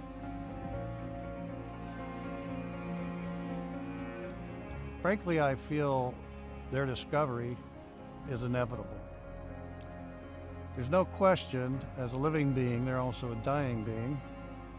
And whether they die by age or disease or injury, they're going to die one time or another. And I think it's inevitable, extremely rare, but inevitable, we will find a body. As difficult it is to find a living Bigfoot, somewhere out there, there's a body. I know a lot of people think it comes down to the spotted owl situation we had back in the 90s. So if there's this undiscovered, primate living in the woods now, and okay, now they say, yeah, it's here. Well, how much land do we have to set aside for him? So does that affect logging? Is that going to affect, recreational areas? Is that going to affect hunting grounds? What's the grand scheme that it's going to affect? It very well could be a cover-up. It very well could be. I think they know that more than we do. I don't think they want to put money into it. As far as they're concerned, it's something out there, and it's not going to, as long as they don't show it attention, it's not going to affect the economic portion of government and states and cities, because that's their main concern. Not as much science. It's how it's going to affect the economy of their particular area. So then let's say that Bigfoot was discovered in the state, and what was determined is that there's an existing population of them here, and that the animal is an indigenous animal in Oregon. In that case, jurisdiction for management of the animal would fall with Oregon Department of Fish and Wildlife. The animal would be listed under the protected animals list through the Oregon administrative rules. It's possible that some other agency or some other entity or maybe an individual could petition with the U.S. Fish and Wildlife Service for that animal to be included in the federal endangered species list, in which case a significant amount of protections would be afforded the animal. If there's an undocumented humanoid living in North America, and obviously with the thousands of encounters that's occurred since prehistory, that's well established that there is. I mean, it means that they would dedicate and exhaust all available resources to find out as much information as possible about that undocumented humanoid. It's by definition a threat to national security. They would use all resources and exhaust all of them to find out everything they possibly could about it. I have no doubt whatsoever that they've done that. I can tell you that no Bigfoot researcher that I know of has been contacted by a government agent that wanted to know the information that they had or what they knew, which tells me that the information that they already have is much greater than anything that we know. I do know that the U.S. government has knowledge of the Sasquatch. I ended up becoming an intelligence officer in the United States Army, and I worked specifically with the 2nd Ranger. I do know for a fact that the 2nd Ranger had, on many occasions, had to take out a few Sasquatch just for public safety. Sometimes people aren't paying attention to what the forest is telling them. I personally didn't go out in the field with them, but I saw the after-action review reports. And I do know, just from the ones that I saw, there were 4 taken, and they were also taken to Wright-Patterson Air Force Base for the autopsy. I don't think it's really a national security thing. I think it's more of a financial thing. I think they're worried about the financial impact of these things could have to small communities around the country.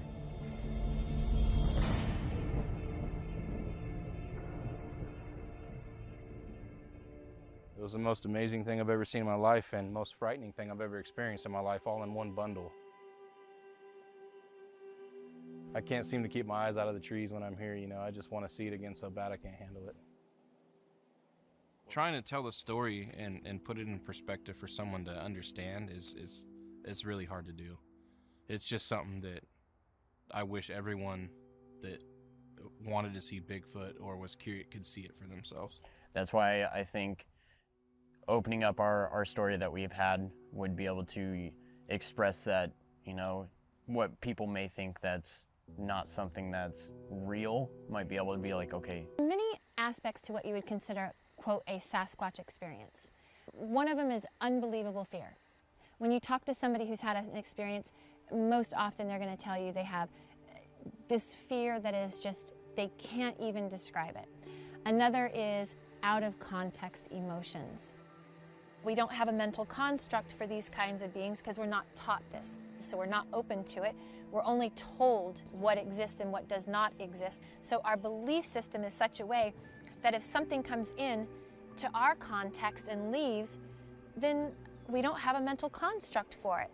A lot of people cannot handle that psychologically, mentally, or emotionally because it challenges everything that they've been taught. Making eye contact with something that doesn't exist, you just don't know what to think. I mean, I didn't know what to do. I didn't know who to go talk to because, you know, I don't want to be the crazy one.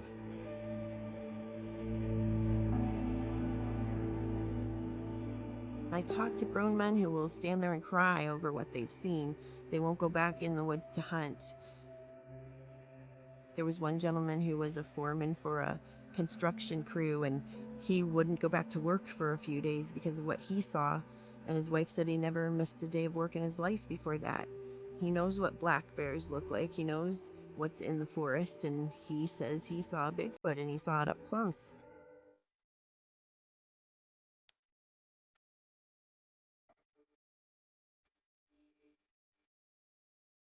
I start to feel like betrayal, I guess I would say, because I start to think about the fact that I'm a trained professional, a trained observer. I just happen to see something that's not supposed to be real, and my whole world is in disarray at this moment, because I'm driving away from this thing, having to deal with a realization on something that isn't supposed to be real, that I just happen to have an encounter with real as day. How come I just had to see this thing? And I'm never told about it before, only as a fairy tale. I never believed in them or anything like that. My name is Dr. Michael Adams, and I'm a clinical psychologist. I trained conservatively at the University of Miami and Yale University School of Medicine. I served in the Army Reserve in the Medical Corps, and finally, primarily my private practice, and to this date, probably over 90,000 direct clinical patient hours. We all have psychological defenses. They allow us to go through the world and navigate our experiences, right? So everybody has them. Anybody who has normal interactions in the world has to have psychological defenses. They're neither good or bad, they just are. So when we talk about rationalization, that's where we take an event that's happened in our life and we just rationalize it. For example, we see something strange out in the woods and we go, no, it can't be that. It must be this. And they discard their original impression and rationalize it. And I couldn't have seen what I just saw, right? So there's rationalization, and then there's suppression and repression. Suppression is a conscious act where I just saw something, I experienced something, but it's disturbing to me. So I am not going to talk to other people about it, and I'm not going to even maybe admit it much to myself. I don't want to relive what I just experienced. Repression, on the other hand, is an unconscious process where we push it so deeply down where we're not aware of it. We don't even think about it. So you may have a subset of people out there who've experienced Bigfoot, Sasquatch, if you will, who really don't remember the experience in some cases, or remember it and push it down. So there could be a subset of people out there, again, who have seen this, but you would never know about it because their defenses kicked in and protected them. If someone's seen Bigfoot and they want to recall more information, absolutely, hypnosis gives us that tool. A lot of things happen when we have a traumatic experience or we have an emotional experience. Our mind is recording all of this stuff, and it happens rapidly. So if we can slow it down using hypnosis, we can say, okay, what happened? Freeze frame it, zoom in. We can do all those things. The unconscious mind can really do all those things. So yes, we can get a lot more details. And if it's traumatic or emotional, there's a bunch of information. We have different minds that have different functions. There's the conscious mind. It's what we call volatile. It's the one that says, oh, I've got an appointment, I need to be there. Or is this something I should be watching or doing? It's that questioning part of us. It's also the part that says, let's go have fun. 95% of your perceptions and your behaviors are controlled by your unconscious mind. So everything that's going on, every moment of the day, your unconscious mind is recording. And it is literally filing it. When we go to sleep, the stuff that has value gets shuffled to long-term memory. If it had an emotional component to it or a traumatic component to it, it gets shuffled deliberately into long-term because we need to know that it has value. If that experience was traumatic, created fear, we need to know about it so that if it happens again, we're prepared. Oh, there you go. So if we see an event that is possibly even traumatic, but we see a profound event, what we're likely to do is take a still frame and a moving shot of that experience, and we're going to archive that in our brains. And it gets seared in the sense that it is permanent. It's a permanent image because it's so profound for us and it's so out of the box for us. So we put it in our minds, we park it there, and we will keep that seared, if you will, in our memories for the rest of our lives. I really obsessed on it for like 30 days, 30 or a few months almost. I was like looking for answers, you know what I mean? And finally I just, with my kids, I just got distracted in life and my wife and stuff. It just kind of slipped away, and I kind of just, anytime we'd go out for a trip in the mountains or down fishing by the river, it would pop right back up in my mind. I would look down the river or something like this, and I'd just like see a flashback of, almost like picturing something standing down there. It could really put somebody in a bad state of mind if they were to experience what I experienced. It can be very traumatizing. Like Chad said, me and him talk to each other when we get into those moments, like it. Yeah, 11, 12 o'clock at night. It don't matter what time it is, because it almost made you feel like you were gonna go insane. It'll never leave you. You will always have that with you. You will always remember that moment. One of my biggest takeaways from starting the Bigfoot mapping project is how many people have had experiences that, because of places where they couldn't access somewhere to report or somebody to talk to, or they didn't feel comfortable, now they have it. So the biggest takeaway would be that it's a big anthropological movement. It's just not just about Bigfoot. It's about the impact it's had on the culture, and you can take that away from the stories people have to tell. When I set out starting the project, I did not expect to get such emotional and impactful reports. I expected people to be pretty dry. I will say that a good percentage of them, there's a level of underlying fear because they don't know what this is.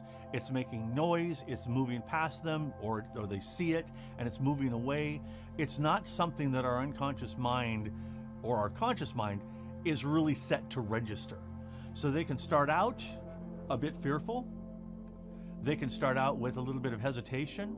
I've had people go from that to awe, that, oh my gosh, this is an incredible creature. That it's amazing. I had one client talk about how muscular it was and how broad its shoulders were and how it's like just was in awe of this incredibly majestic creature. I had another client that I worked with who actually began to cry.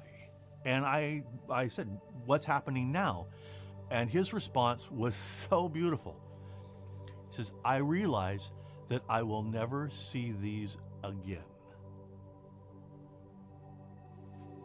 That was powerful.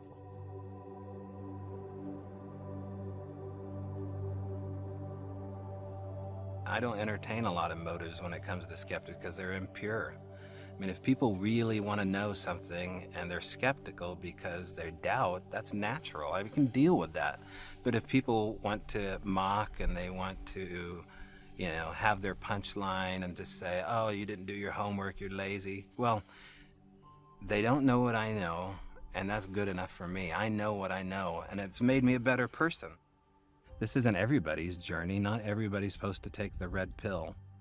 And you have to let those people go. You can't force this message down their throat. And sometimes they're skeptics, but sometimes they're a-holes.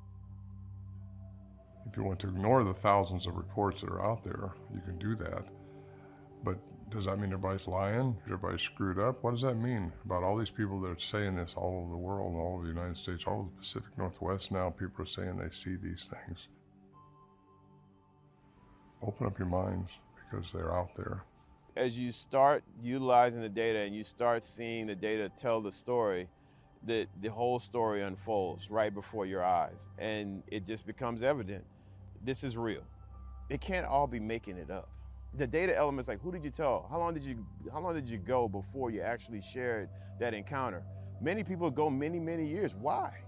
If they saw something and they felt like it had to be shared and they were hoaxing, why would they wait 15 to 20 years or not even tell their spouse?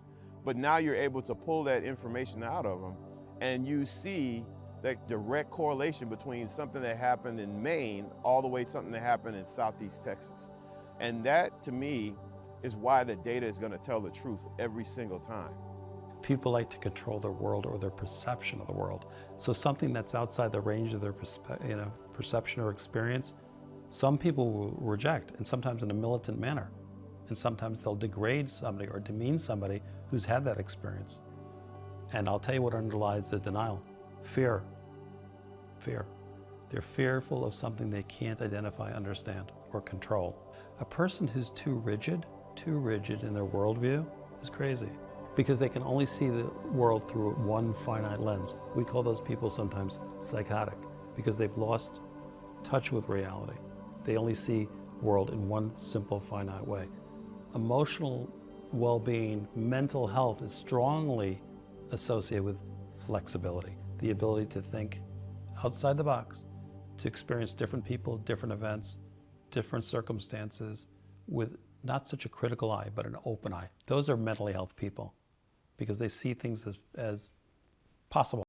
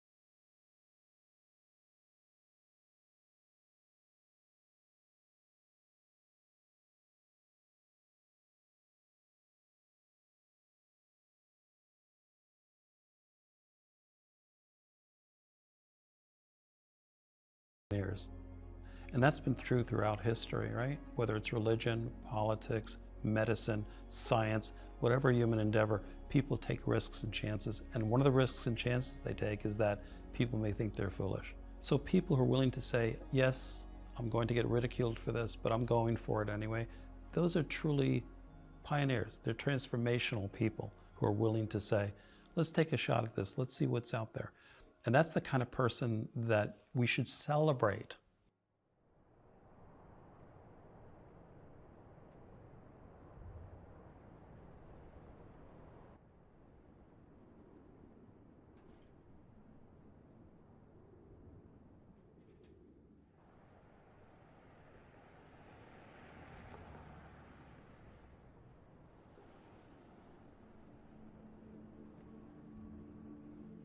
Ten years ago, I was diagnosed with melanoma cancer.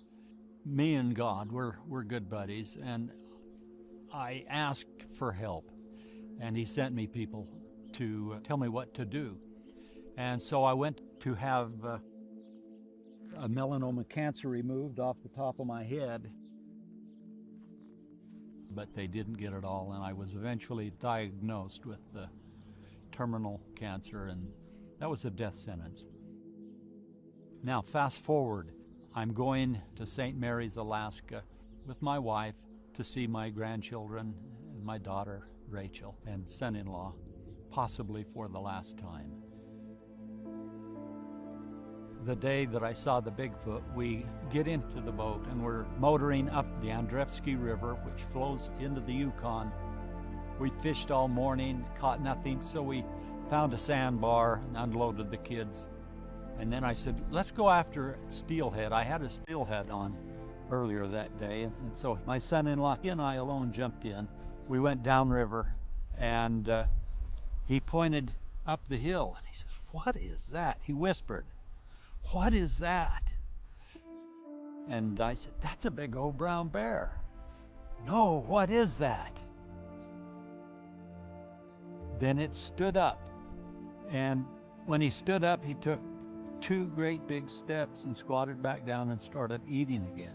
In my mind, as a non-believer, I'm thinking, a bear can't do that. He finally passed me the binoculars, and when I looked, I saw fingers this long with the thumb way back here. And I thought, a bear? That's a Bigfoot. And I was just stunned. And so I handed him the binoculars, and then I hear this. Oh. Now we're both believers. And the big guy, that big, beautiful creature, stood up and turned and looked straight at me. I cannot tell you what that did to me. I saw gorilla wrinkles right here. I saw a nose twice as wide as mine. I saw a bare face, a bald forehead with a raised eyebrow ridge right here, no eyebrows. The hair started kind of right up here towards the top of his head and went all the way to his ankles. The hair started, I think, at his knuckles and went all the way down. I couldn't see hair on the fingers. His shoulders were about this wide, and his body was, so muscular, so incredible. Not much of a neck. We could see it from the front, but from the side and the back, you couldn't see it at all. His head was about twice as wide as mine.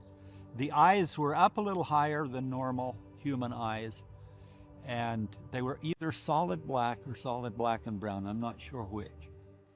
And he just looked at us. Our eyes just locked, and my jaw hit the bottom of the boat. His stare, wow. Well, after about 10 seconds, he turned and knelt and laid down, and then we're trading the binoculars back and forth. I'm wanting to see him again so bad my teeth hurt.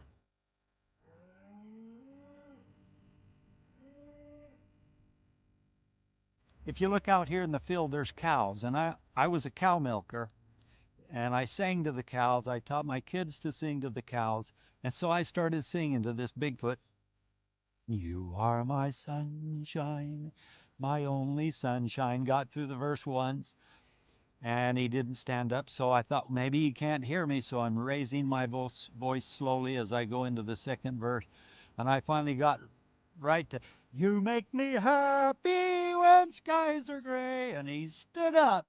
I was elated. Eventually, after about 10 minutes, we watched him walk up that tundra hillside. Great big giant steps. He walked up that mountain faster than I could run down. It was, my son-in-law said, look at that. No human can walk on the tundra like that. And he went over the hill, and the last thing we saw was the top of his head going down the other side of the hill. We finally turned around and went back to the boat. Most solemn experience of my life, going down that river. Me and God were talking. Thank you, God. I'm diagnosed to die. Thank you for letting me see such an incredible thing and to experience this in the last time of my life.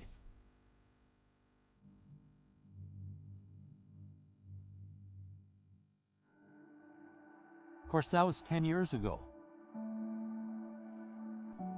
I am God's miracle. I have to come back here to Vernal, Utah, and so I knew that the only time I would be able to talk to anybody about a Bigfoot was at the airport. I walk in, there's about... Actually, Lauren Coleman, this is his event, so he had a blog called Cryptomundo, he used to talk a lot about there. So it was more like armchair research, I would say. I didn't actually start getting into it until about 10 years ago. I started doing documentaries, interviewing witnesses and researchers, so I would go out into the woods with any given investigator and do a kind of a documentary about them. I really got hooked. I said, I could kind of do my own sort of research, and that's kind of where I started. And I've been doing a show now with Small Town Monsters, a documentary series called Bigfoot Beyond the Trail since about 2021, and that's basically just a documentary series that follows some of my investigations, personal cases. I started out with New Hampshire stuff, and I've now branched out into all across North America, Alaska, lots of different places. So it's been a lot of fun. That's awesome. Who are some of the more notable Bigfoot researchers that you've been privileged to work with? People like Dr. Jeff Meldrum, he's probably one of the top just because of his credentials, obviously as a primate foot morphologist and expert in primate foot anatomy. I mean, that's kind of a really good person to have looking into Bigfoot tracks and that sort of stuff. People like Cliff Barrickman of Finding Bigfoot, James Bobo Fay, Lyle Blackburn, Lauren Coleman, of course. He's somebody, as I mentioned, big inspiration when I was younger, so really cool to know him as a friend and be at his event now multiple years in a row. So, Lauren Coleman is a notable figure in the realm of Bigfoot research. He is an American cryptozoologist and author who has extensively studied various cryptids, including Bigfoot. Coleman has written several books on the subject and has conducted investigations into reported Bigfoot sightings. His work focuses on collecting and analyzing evidence, as well as exploring the cultural and historical aspects of cryptids. Lauren Coleman's contributions have helped shed light on the phenomenon of Bigfoot and its place in folklore and popular culture. Lauren, we are excited to interview you today, and I'm excited to sit down with you and talk all things Bigfoot. It's good to be here with you. So I guess I kind of want to just ask you where your first interest in the subject of Bigfoot came. When was the moment where you were really invested and all in and kind of you were just 100% in belief that Bigfoot was out there and you were looking for evidence for it? Well, I don't know where to start with you on that question because I don't believe in Bigfoot. Belief is the providence of things like religion. It should not be the domain, really, of Bigfoot, cryptozoology. As scientists, we should investigate, we should look into these subjects, we should try to get evidence, whatever. But I really have some problems with true believers, with people that are into the belief system of cryptozoology. So that's definitely not where I would start. Okay, so let me answer your question about, I can specifically say, March 20th, 1960, I was watching a science fiction film by Japanese director Ishiro Honda, and it was the Bigfoot movie that was in Japan, which is actually called The Snowman, and it was about Half Human was the name of the movie. It was a Japanese production in which they added American actors in, like John Carradine. And that movie just was like a light in front of my head, in my mind, everywhere. I went to school the next week and I said to my teachers, what is this about the Yeti? What is this about the abominable snowman? And they said 3 things. Get back to your studies, leave me alone, they don't exist. So for me, that was like cold water. Yeah. It just made me want to look more. I was really well known at the local public library. And I went down to the public library and I talked to the reference librarian. I said, can you point me to any books about the Yetis? And they said, well, no, not exactly, but there's chapters in some books. And I looked at those books and found that there was no actual literature on Yeti yet. There was just chapters in books. To learn what Dan Perez and, say, Lauren Coleman or some of these other researchers that you've talked to it would take you probably a century. Yeah. But between all of that. So going directly to the source and getting that information without watching or reading all the books. Not that right. To get the information, to read the books and watch the documentaries, I'm not saying that, but kind of cutting to the chase, because you do a great job of just asking the question straight out what people want to know. If you know nothing about Bigfoot, or if you're new to this especially, Yeah. and even people that are experienced have a lot to learn by the listening to Dan Perez, speak and tell his story. It's also really interesting because if you do watch the documentaries through kind of the lens they've been coming out and through the series, you do kind of see a progression of the type of questions we're asking. It's really a kind of an evolution of me learning more about the topic and figuring out the right questions to ask. And to be honest, all of what I get for questions are mostly from comments on the videos. So when people comment on our videos and are asking about a topic or questioning a topic, that's when I pull, a lot of the common ones that people are saying, and I'm saying, okay, well, this says this is something similar. So I try to kind of pair up what is it they're asking, and try to get good questions that people want to know. So I'm trying to get questions from the source, because I have questions that naturally I ask, but I want to get what they want to know out there. Hi, I'm Jeff with the Strangeology podcast. I host the podcast, the YouTube channel. I've got all sorts of merch, and I research cryptids, conspiracies, the strange and unexplained, ancient mysteries, aliens and UFOs, all that kind of stuff. Now, obviously, you got Bigfoot in your logo. You got some Bigfoot merch. Tell us kind of about what your belief of Bigfoot is, when it started, kind of how involved you are in that. Yeah, sure. So when I was young, I always found myself gravitating towards books on Bigfoot, the Loch Ness Monster, aliens, all sorts of weird stuff, high strangeness and that kind of thing. I always loved just those kinds of stories. So as I grew up, it was something that always kind of stuck with me. And when Strangeology started, I really wanted to kind of dive headfirst into the whole phenomena, everything under the Fortean umbrella, if you will. So as I've looked into stuff about Bigfoot, heard witness encounter stories, all the research, it seems like there's something actually out there in the wilderness. And there are a lot of skeptics out there that think that it's all bogus, that there's nothing out there. There's certainly a lot of people hoaxing things, but I don't think people realize just how much wilderness there is out there for something to hide. And if Bigfoot is a hominid, it's certainly intelligent. There are people who say they look like a person but not a person. So there's clearly some kind of intelligence. They're able to avoid human civilization. You've got tree structures out in the woods. They have communication, the samurai chatter, the wood knocks, all that kind of thing. And you look at populations of great apes like gorillas, chimpanzees, the orangutan.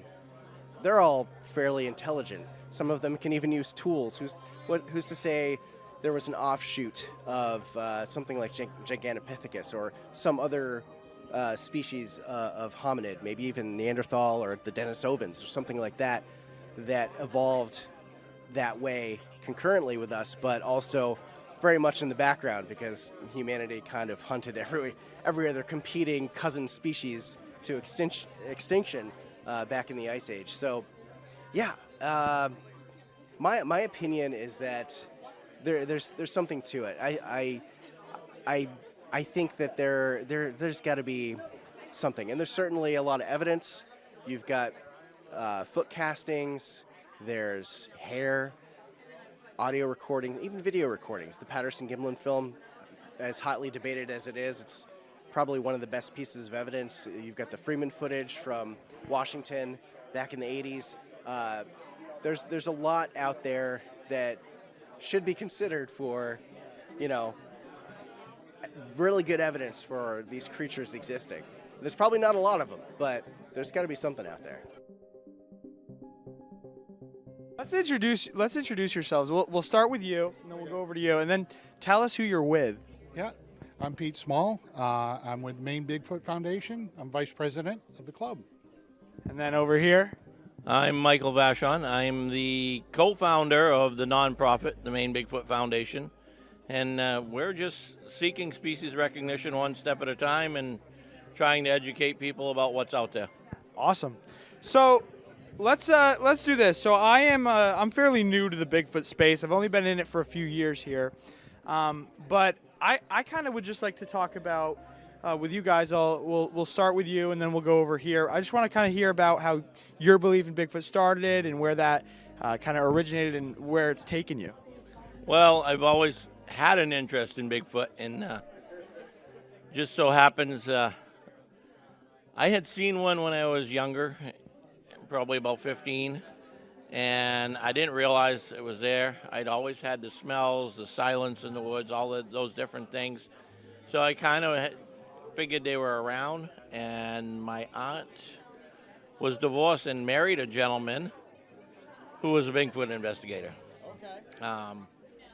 And he kind of, just chit-chatted with me to see what was going on and what my interest was, and we left it at that. But then in 2010, I was out hunting, and I had 3 encounters over the course of 3 weeks.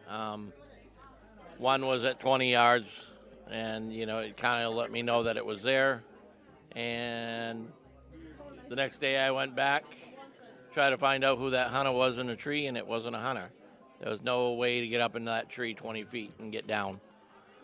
So I sat in my tree stand, and probably 2 hours in, I suddenly had a loud snap behind me like a baseball bat breaking, and I heard something whooshing, and it slammed into my tree. I turned around, and I look at this thing that's right around 9 feet tall, and it's just taking a step, turning its whole body, looking uphill, looking downhill, and then looking at me. And this went on for 10 minutes. I watched it do some amazing things that a lot of investigators don't know about. And I called my uncle when I took my tree stand out, and he said, well, it's telling you to get out of there. Okay. What do I do? Well, I paid good money for the license. I want to hunt. Kept calling him over a 2-week period of time that I didn't go back. And he says, just go back further on the property, away from where they are. You're in an area they hunt for food or something, Okay, I go on the backside, and the first day out there hunting, I get chased out of the woods. And when I mean chased, I mean there was rocks thrown at me. A 40-foot tall tree was literally rocked back and forth. A growl came from the same area as the tree that vibrated through my body. I ran, it followed. I got to my pickup truck, threw the stuff in the back, and I'm fumbling for my keys, and I look across, and the other side of my pickup truck bed is literally parked against the trees. And just half a foot inside there, I'm looking up at a head that is, between 8 and 9 feet up in the air, and it's looking down at me, and it's just massive, huge head looking at me with eyes glowing red, and it's stomping back and forth, and I was out of there. Tends to be the piece of evidence that everyone looks at to say, maybe this is a possibility. And the way I think about it is like going to IHOP. Mm-hmm. You want a stack of pancakes. Yeah. And there's old tales, native tales, there's recent colonial tales, all in that area of California. Then when Patterson and Gimlin get involved in October 20th, 1967, their first interactions with the phenomena, they smell it. Mm-hmm. The horses smell it and react. Right. They visually see it. They have their camera and take motion pictures of it. And they come back the next day and find physical footprints. 10 very good footprints in a line are cast. They are able to take those out, make duplicates of that, show it to various people. So, and since that time, of course, with the phenomena of computer enhancement and stabilization, they're able to analyze the film in a way that whenever it came out in '67, the image was about this big on the screen. Yeah. And most of the pictures you see nowadays, they're blown up, they're enhanced. That has a lot of different finite information in it that really people had never seen. So right. That's, I think, I always say about the Patterson-Gimlin film, it's certainly not 100% evidence of Bigfoot because we don't have a body, we don't have a DNA. Yeah. But we have 85 to 95% enough evidence for people to keep looking, for Right. people to be interested, for people to really dedicate their lives to this phenomenon. Yeah. So I'm glad you brought the Patterson-Gimlin film up. That is kind of the most credible video evidence it seems to be that's referred to. Why is it, do you think, that maybe we don't have any more modern credible footage, even with modern technology like drones and satellite footage, thermal optics? Why don't you think we have any more credible Well, one modern thing footage? about the Patterson-Gimlin film Yeah. is it is film. Yeah. And people think digitally and they think in video. Mm-hmm. And so you have the original film, which can be analyzed and enhanced in a way that you can.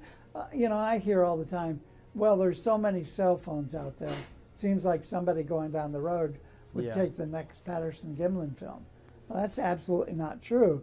The amount of technology is actually making mud of different images, and also is creating more hoaxes.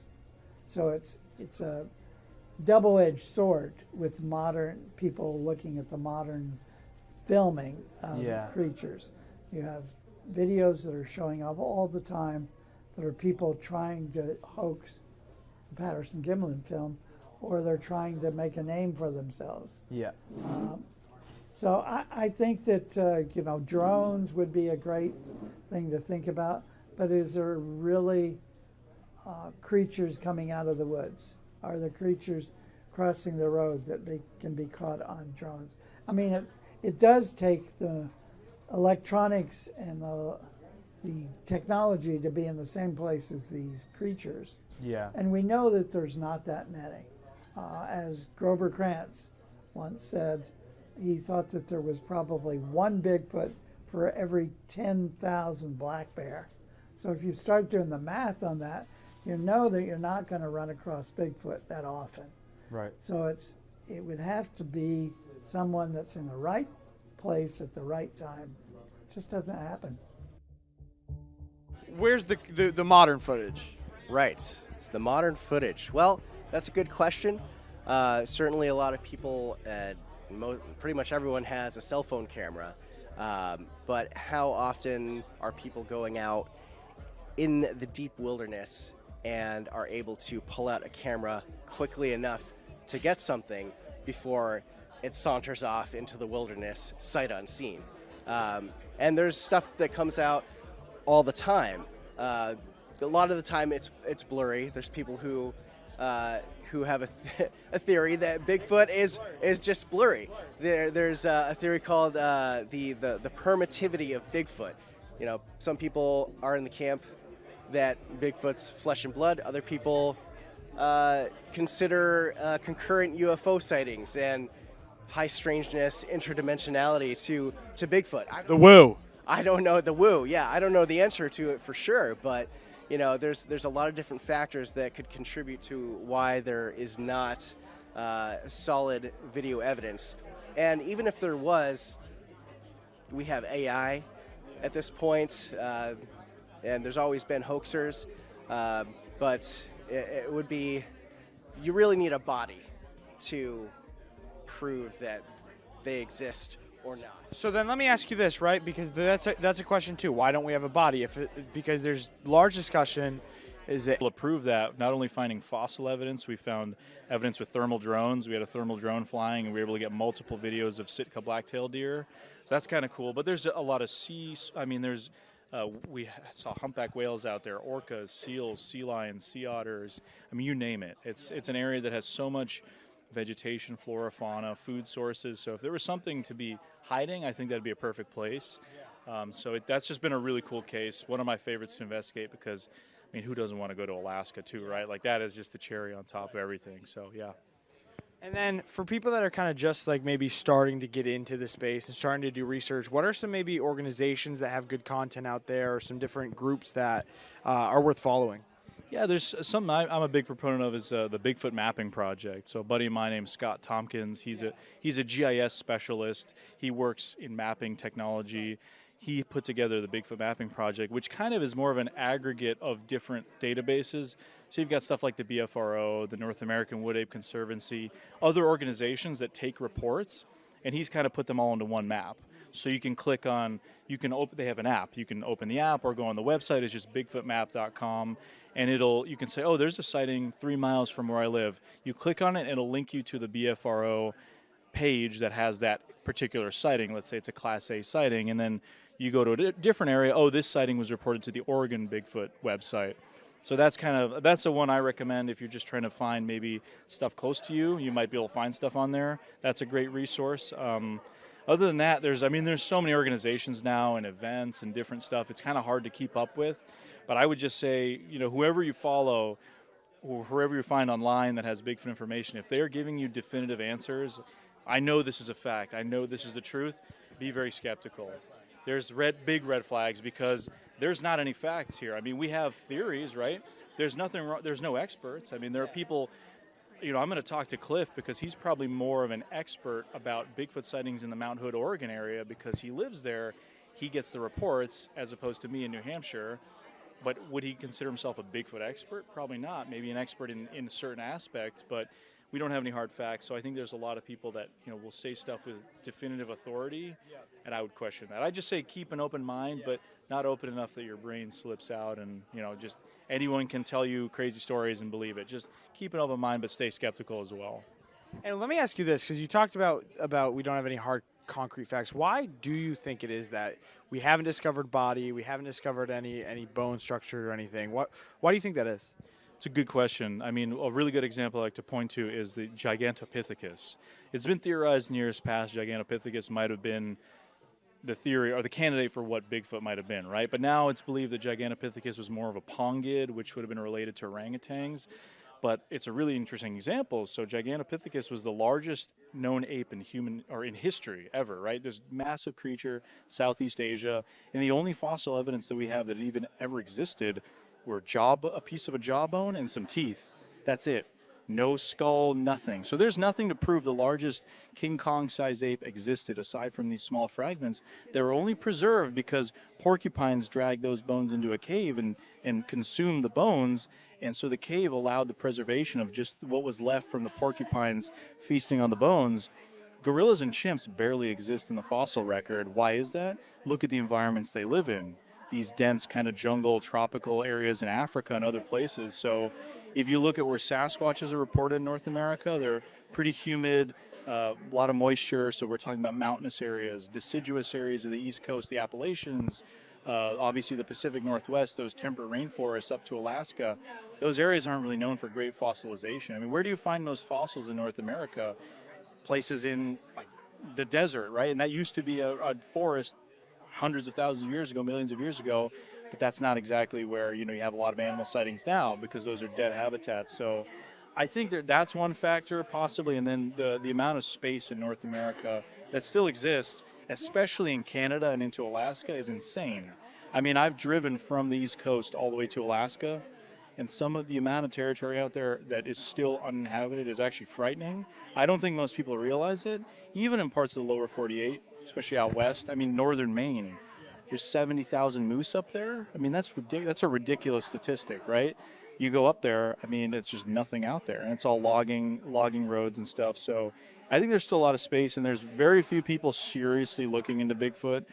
There's a lot of enthusiasts, a lot of weekend warriors, a lot of people running around and deluding themselves. Oh my God, that tree was pushed over by Bigfoot. Oh my God, this very ambiguous print was Bigfoot.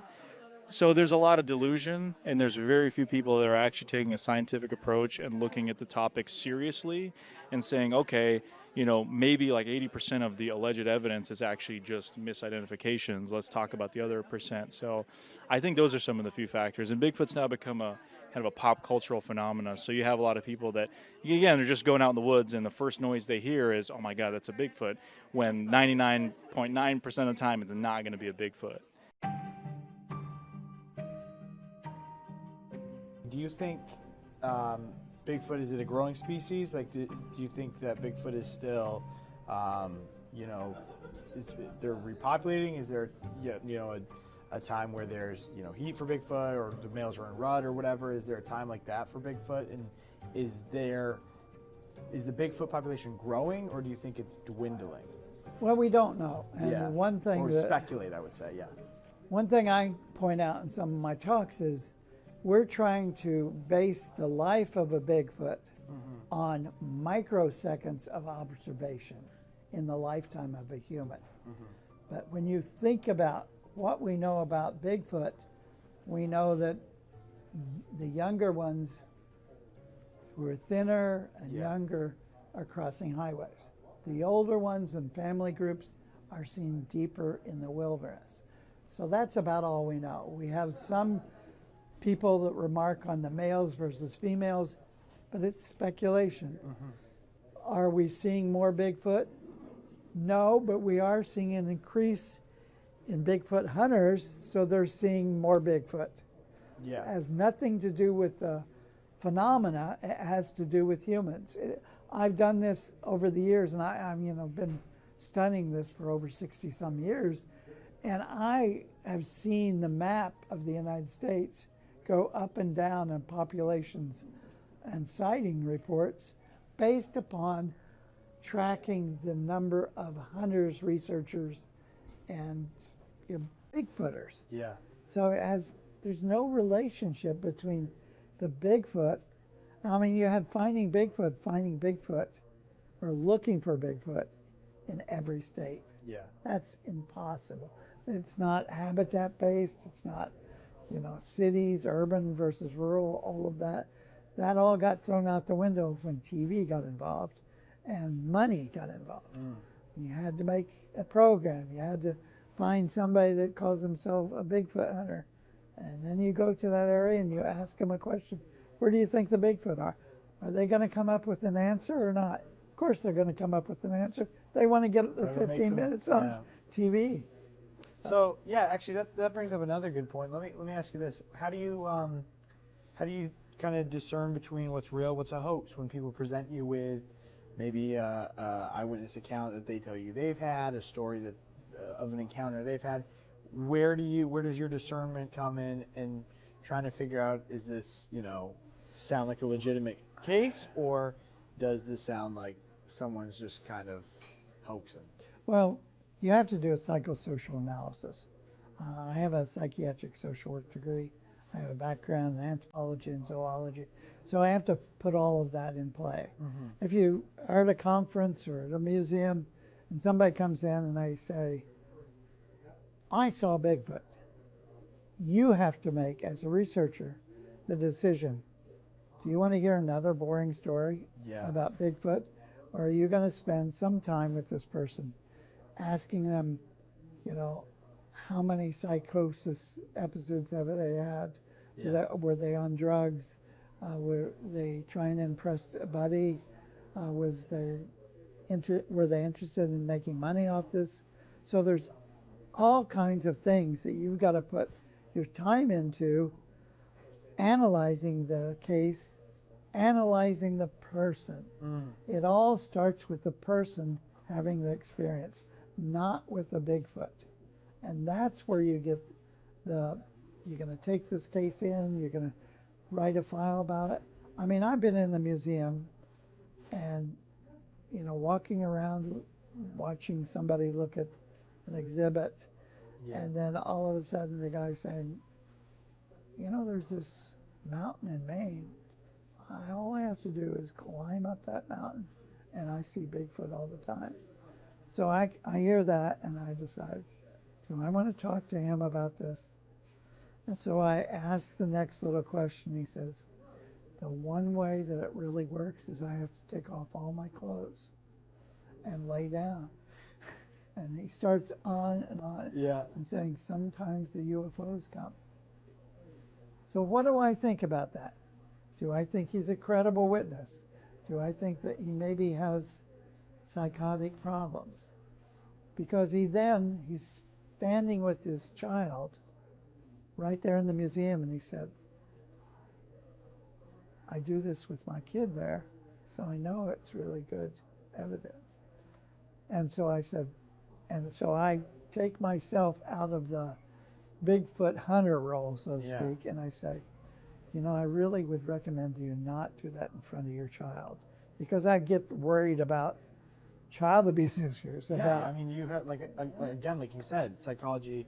That's your specialty. well, it's So one it's of many. also- Again, right. I'm certainly not going to let that. He shouldn't even be telling those stories in front of that kid with me. Yeah.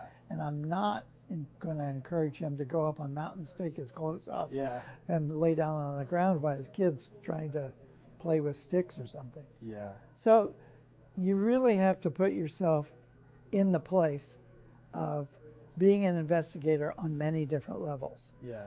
I am very upset with people that are Bigfoot hunters that are so focused on the phenomena that they forget that there's owls there that make sounds, that there's neighborhood cats 2 blocks over that are screeching, that may be more involved in how they're feeling and the fear that comes into their experience. So it's really a deep analysis. Right. But I sometimes, I mean, at conferences like this with 250 people, I'm constantly bombarded by people telling me where they've seen Bigfoot and what they're going to, you know, think about it and how they'd like to share the evidence. And I don't have time to do a deep analysis. Right. But if I start seeing that look in their eyes, it's maybe not quite connected to reality, I have to go talk to somebody else. Fair. Back in 2009, I was heading home from work. Was pulling off to the opposite side of the road to look at a couple of cars that were for sale. And as I was doing it, I see some movement up ahead. I looked up, looked at the vehicles, and I looked again, and it was going into the woods. Well, this thing was quite huge. Black, hairy is what I saw. I drove to where it went into the woods. Well, when it went into the woods, it moved, took its hand and just moved some of the branches away. Those branches were 7 feet up in the air. I got out of the car to look, and I can see it going through the woods, just trudging through. It wanted to get away from me. Didn't want any part of it. It was on a mission. I didn't tell anybody, not even my wife, for quite a few days. Just trying to process it myself. But in the process of trying to figure out what I saw, I did find out that there was a person that lived nearby that had the same type of sighting a few years prior in the same area, not the same spot, but the same area.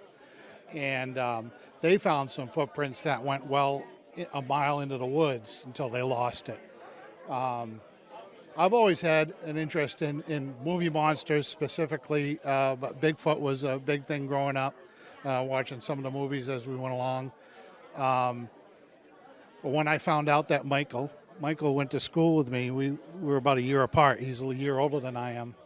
We reconnected and started exchanging our story, and that's when we got involved together and started doing the investigations. Keeping an open mind, experiencing other things ever since. Again, keeping an open mind. Not everything can be Bigfoot. It could be other things, but that's what we're here to do, is to try to figure out what's going on and what the truth is. So let me ask you guys both this. There is some debate in what Bigfoot is, right? Some people fall in the camp, they say Bigfoot is paranormal. It has paranormal, tendencies. It does things that we just can't explain. Some would fall in the camp, it is closer to like an ape. What do you guys, where does your belief start? We'll start with you. Okay.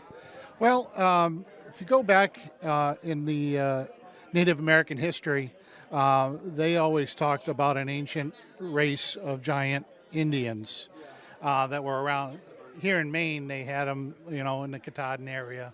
They would come down, and there was some that were cannibalistic. There were some that actually taught some of the Indians things. And there's been stories of people calling them hairy Indians. I believe they are some type of an offshoot of us, a forgotten race. I think they're they might look ape-like. I think they're more human than ape.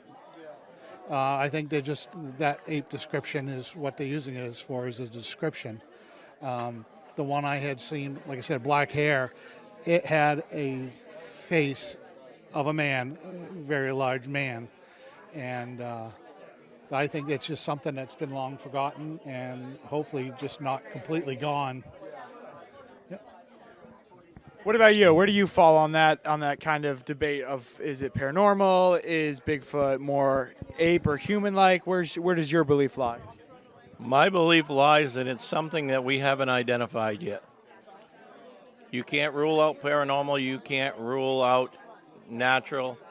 It has to be on both sides until somebody can actually physically sit down, watch a family group of these things, learn everything about it. We're not going to know what it is.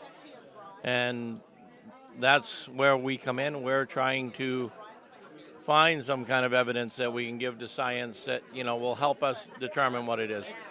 To me, I've been up close and personal with it. It looks like an ape, but it looks like a human. Can it disappear? Absolutely. Is there explanations in the natural world for that? Absolutely. Does it have to be paranormal? Doesn't really have to be. Have people said UFOs are taking them away? Yep, I've heard a lot of people say that. Well, a lot of people line up the times of UFO sightings with Bigfoot sightings, and then they line up the timelines, and often they are intertwined. Well, they are, but they aren't.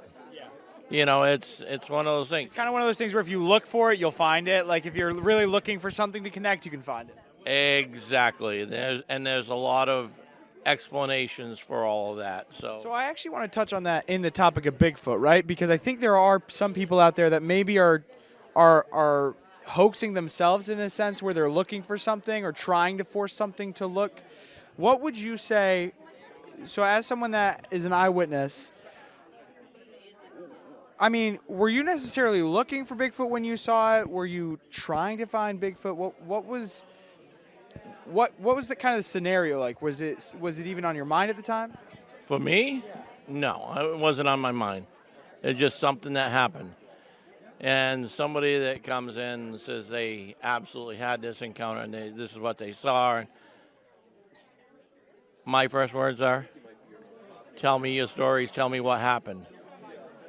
Because when somebody tells you something, you can see it in their face. You can see it in their bodily expressions. Read their expressions, read their face, read what they're saying, listen to them. And, if you see this giant stress level when they're first talking to you, and as they're talking to you and telling you the story, it slowly goes away, and they have all the right movements of their body, their facial expressions. If everything matches, then you say, hey, can you take me to where it happened and, kind of run through it with me so I can see the environment around it, and I go from there. I mean, it's not rocket science. You just have to basically be a person that's going to listen.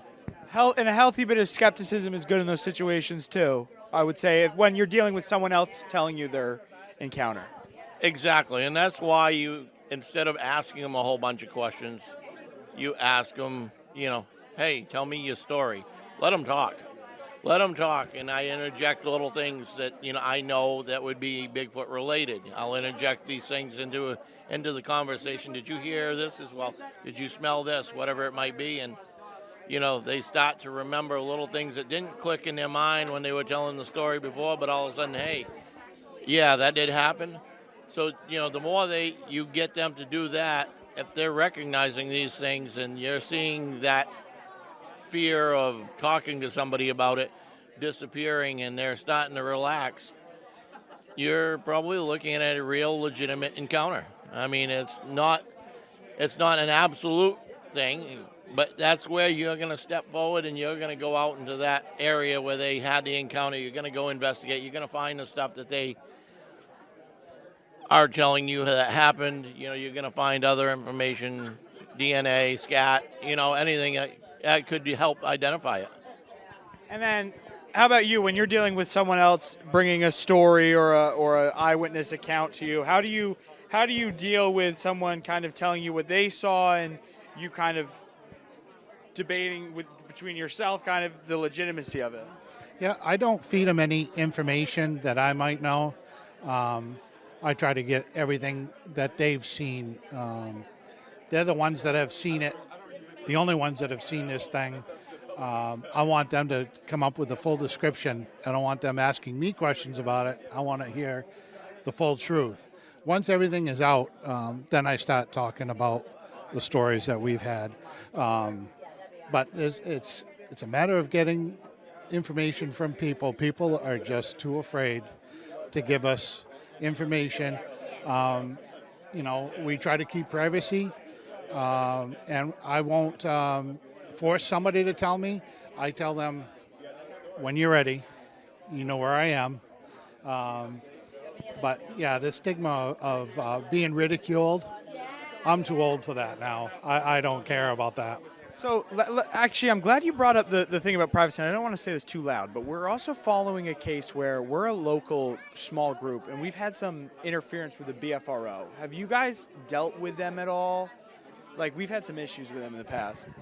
Yeah, we've dealt with them. I try to deal with them kindly, and I talk to, when their investigators come and talk to me, I fill them in on a little information that I have. Because the gentleman who taught me and the gentleman who cast those tracks, which is my uncle, he was in the infancy of the BFRO. He was one of the people that was investigating for the individuals that have the BFRO. And him and the other investigators stepped away after a statement was made to him, and that's all I'm going to say.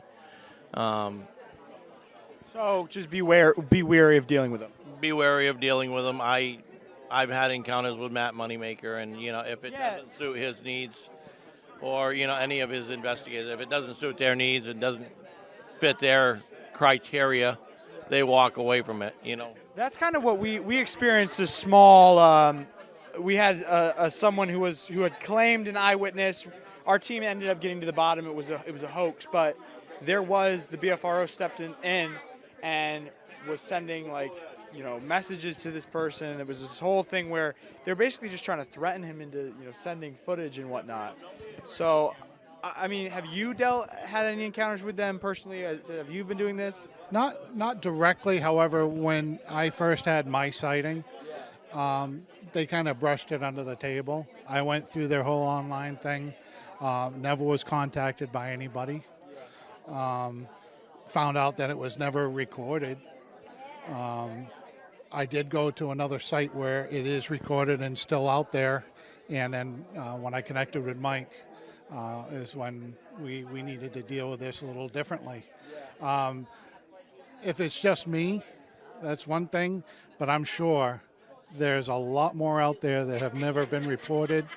Some people are probably frustrated that it was brushed under the table and won't talk to anybody ever again. What would you say, to young researchers that are now starting to go out and investigate for themselves? What would you be kind of your call to action to them, or inspire them and give them some tips on what they should be looking for and how they should deal with their investigations? People that are serious and young, and they come to me and they say, I want to be a Bigfoot researcher. I want to look for hominids, living hominids. And I said, well, I wouldn't take any online courses. I would go to college. I would take anthropology. I would take fieldcraft. And I tell people to get a good education, to not get woo-woo crazy, and some people do that. They think they can, read 10 books and learn how to hunt Bigfoot. And I say, that's not where you're going to, there's new species like we had a presenter today, orang pendek in Sumatra. That may be a new form of ape, like an orangutan, that is out there waiting to be discovered, and there's good evidence for it. even more so than Bigfoot. And so we need researchers to travel the world to find those things, or to travel to North America. And the other recommendation, which I know people have a hard time hearing, but I think that most males will never find Bigfoot. We have pheromones and stuff that Bigfoot just goes the other way. My recommendation is a group of 6 women just go out into the woods for 6 months and habitate. They get used to being there. The animals will come to them, including Bigfoot. What happens when I tell that to groups of women? They're saying, I get scared. Yeah. And why do they get scared? Because that's part of the female pheromone fear reaction. In fact, there was one university that decided there was a woman that was an artist, and she was going to do an art project to spend 6 weeks in the woods with the uplink, and every day uplink to her university and say, I'm here again, I saw this animal, I saw this animal. And I got sponsors for her, so we made it a project for nonprofit to do it. What was the first thing, the first week that she emailed me and said she did? She was so scared she brought her dog along. You don't hunt Bigfoot with a dog. With the dog. The dog would scare away. So, you know, there's little human personalities come into it, and people will try to hunt Bigfoot their way. I'm sorry, I can't help them. A lot of the conversations we had yesterday, you know, were very interesting to hear perspectives and even stories. You know, I spoke with one of the guys from the Maine Bigfoot Foundation, and they were talking, he was telling me about his eyewitness story, and it was just interesting. He was saying he believes Bigfoot has, you know, his foot has an opposable type thumb feature. So he's saying Bigfoot is basically defies gravity, and he can do things that aren't explained in physics. But it's also interesting because those guys also try to take a biological approach. Right. So hearing them, one, explain things with biology, but then also counter, you know, they contradict themselves really when they talk about things and that defy biology, that defy physics, that defy, you know, science as we know it. So yeah, a lot of interesting stories from that. It was good to talk to Alex Petikoff. He obviously has worked on a lot of cool projects. You know, he was, you know, telling me about the time he spent with Lauren Coleman and all of the research he's been able to do with him, and just traveling different parts of the country that I haven't been able to access to yet. So that's been really exciting. And then yesterday, like you were saying earlier, we got to talk to people in all sorts of camps. You know, we talked to people that were they fell more in the high strangeness of Bigfoot and the paranormal and it having, you know, supernatural powers. We heard stories of just, no, it's an ape, it's among us, you know, it's migrating throughout the U.S. But there's a lot of question out there, you know. There's a lot of debate in between the camps. There's some who will say that Bigfoot species are in different regions. You know, there's different descriptions in the south, there's different descriptions in the north, there's different names across the world, like the Yeti in China, Sasquatch, as we know here. Bigfoot was like the Americanized version that really took the publicity. But just being able to, you know, hear these different accounts and then have people say, you know, there's different species, but then people like Lauren Coleman say, we don't have enough research to define that. We don't, you know, we hear tales and whatnot, but there's not enough research. So it's interesting to hear perspectives. And I think what was really interesting in my interview with Lauren, you know, he has a background in psychology. You know, he has a degree in that. He studied anthropology. So he told me when he interviews people about the subject, he kind of is giving them a psychoanalysis as he's talking, you know, trying to figure out how this person their brain is functioning, trying to figure out their personality, kind of debunk what they're saying. and really trying to see if this is credible or not. So it was interesting to see him talk about it from that perspective, and the science of the brain and the mind was really cool. And then again, Pat Spain, you know, he's telling us about why there is, why we don't have bodies of these, you know, cryptids, how the science of that works, and how our fossil records work, and hearing his opinion on that, which his degree's in biology. He's traveled all over the world. Some of his insights were kind of like, wow, okay. Yeah, I didn't opened my eyes a lot. Put it in a perspective like that before. And the way I looked at it has changed a bit, you know, and it made sense. For people that are studying, who are some of the more credible sources to study on the topic? Different authors, maybe different groups that do research. Who are some of the more people with credible information that if you're interested in the space, you should be researching? I think it's very dangerous to start asking people who are the experts, who are the authorities, because it's really personality laden. I have a lot of friends in the field. Some of them are dead, unfortunately. Some of them are really good researchers. They're keeping it quiet. There's researchers in Oklahoma, researchers in Kentucky that don't want to be identified, who are actually doing phenomenal work.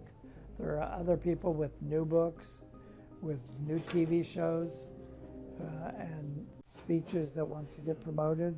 And you can find all kinds. So, I mean, obviously, I have no problem with Jeff Meldrum, even though he misread my earlier books and said that I had no background to be studying this. You know, and I don't get upset by people making judgments about people, because I don't do that. I really want good work from everyone. I want good educators. I want cryptozoology to be used as a gateway to other biological sciences. So, you know, and I have friends like Danny, or Daniel Perez, who's an electrician. Yeah. But he's deeply put work into creating a newsletter that's existed for... Largest physical files on Bigfoot, he says, in the world. Yeah, baloney. We all have big files. I've got the largest library, 100,000 volumes. There we go. But I don't go around toting that. We've got to be careful about, you know, promoting ourselves. Yeah. Daniel has been doing a lot of good research and keeping in touch. But we always used to joke about Daniel that if you want to be criticized, appear in his newsletter. Because he used to show up at conferences, and he'd pick out the one person he didn't like, and he'd get up there and critique people. And it was just a joke. And, you know, I don't let that kind of stuff harm my relationships with people.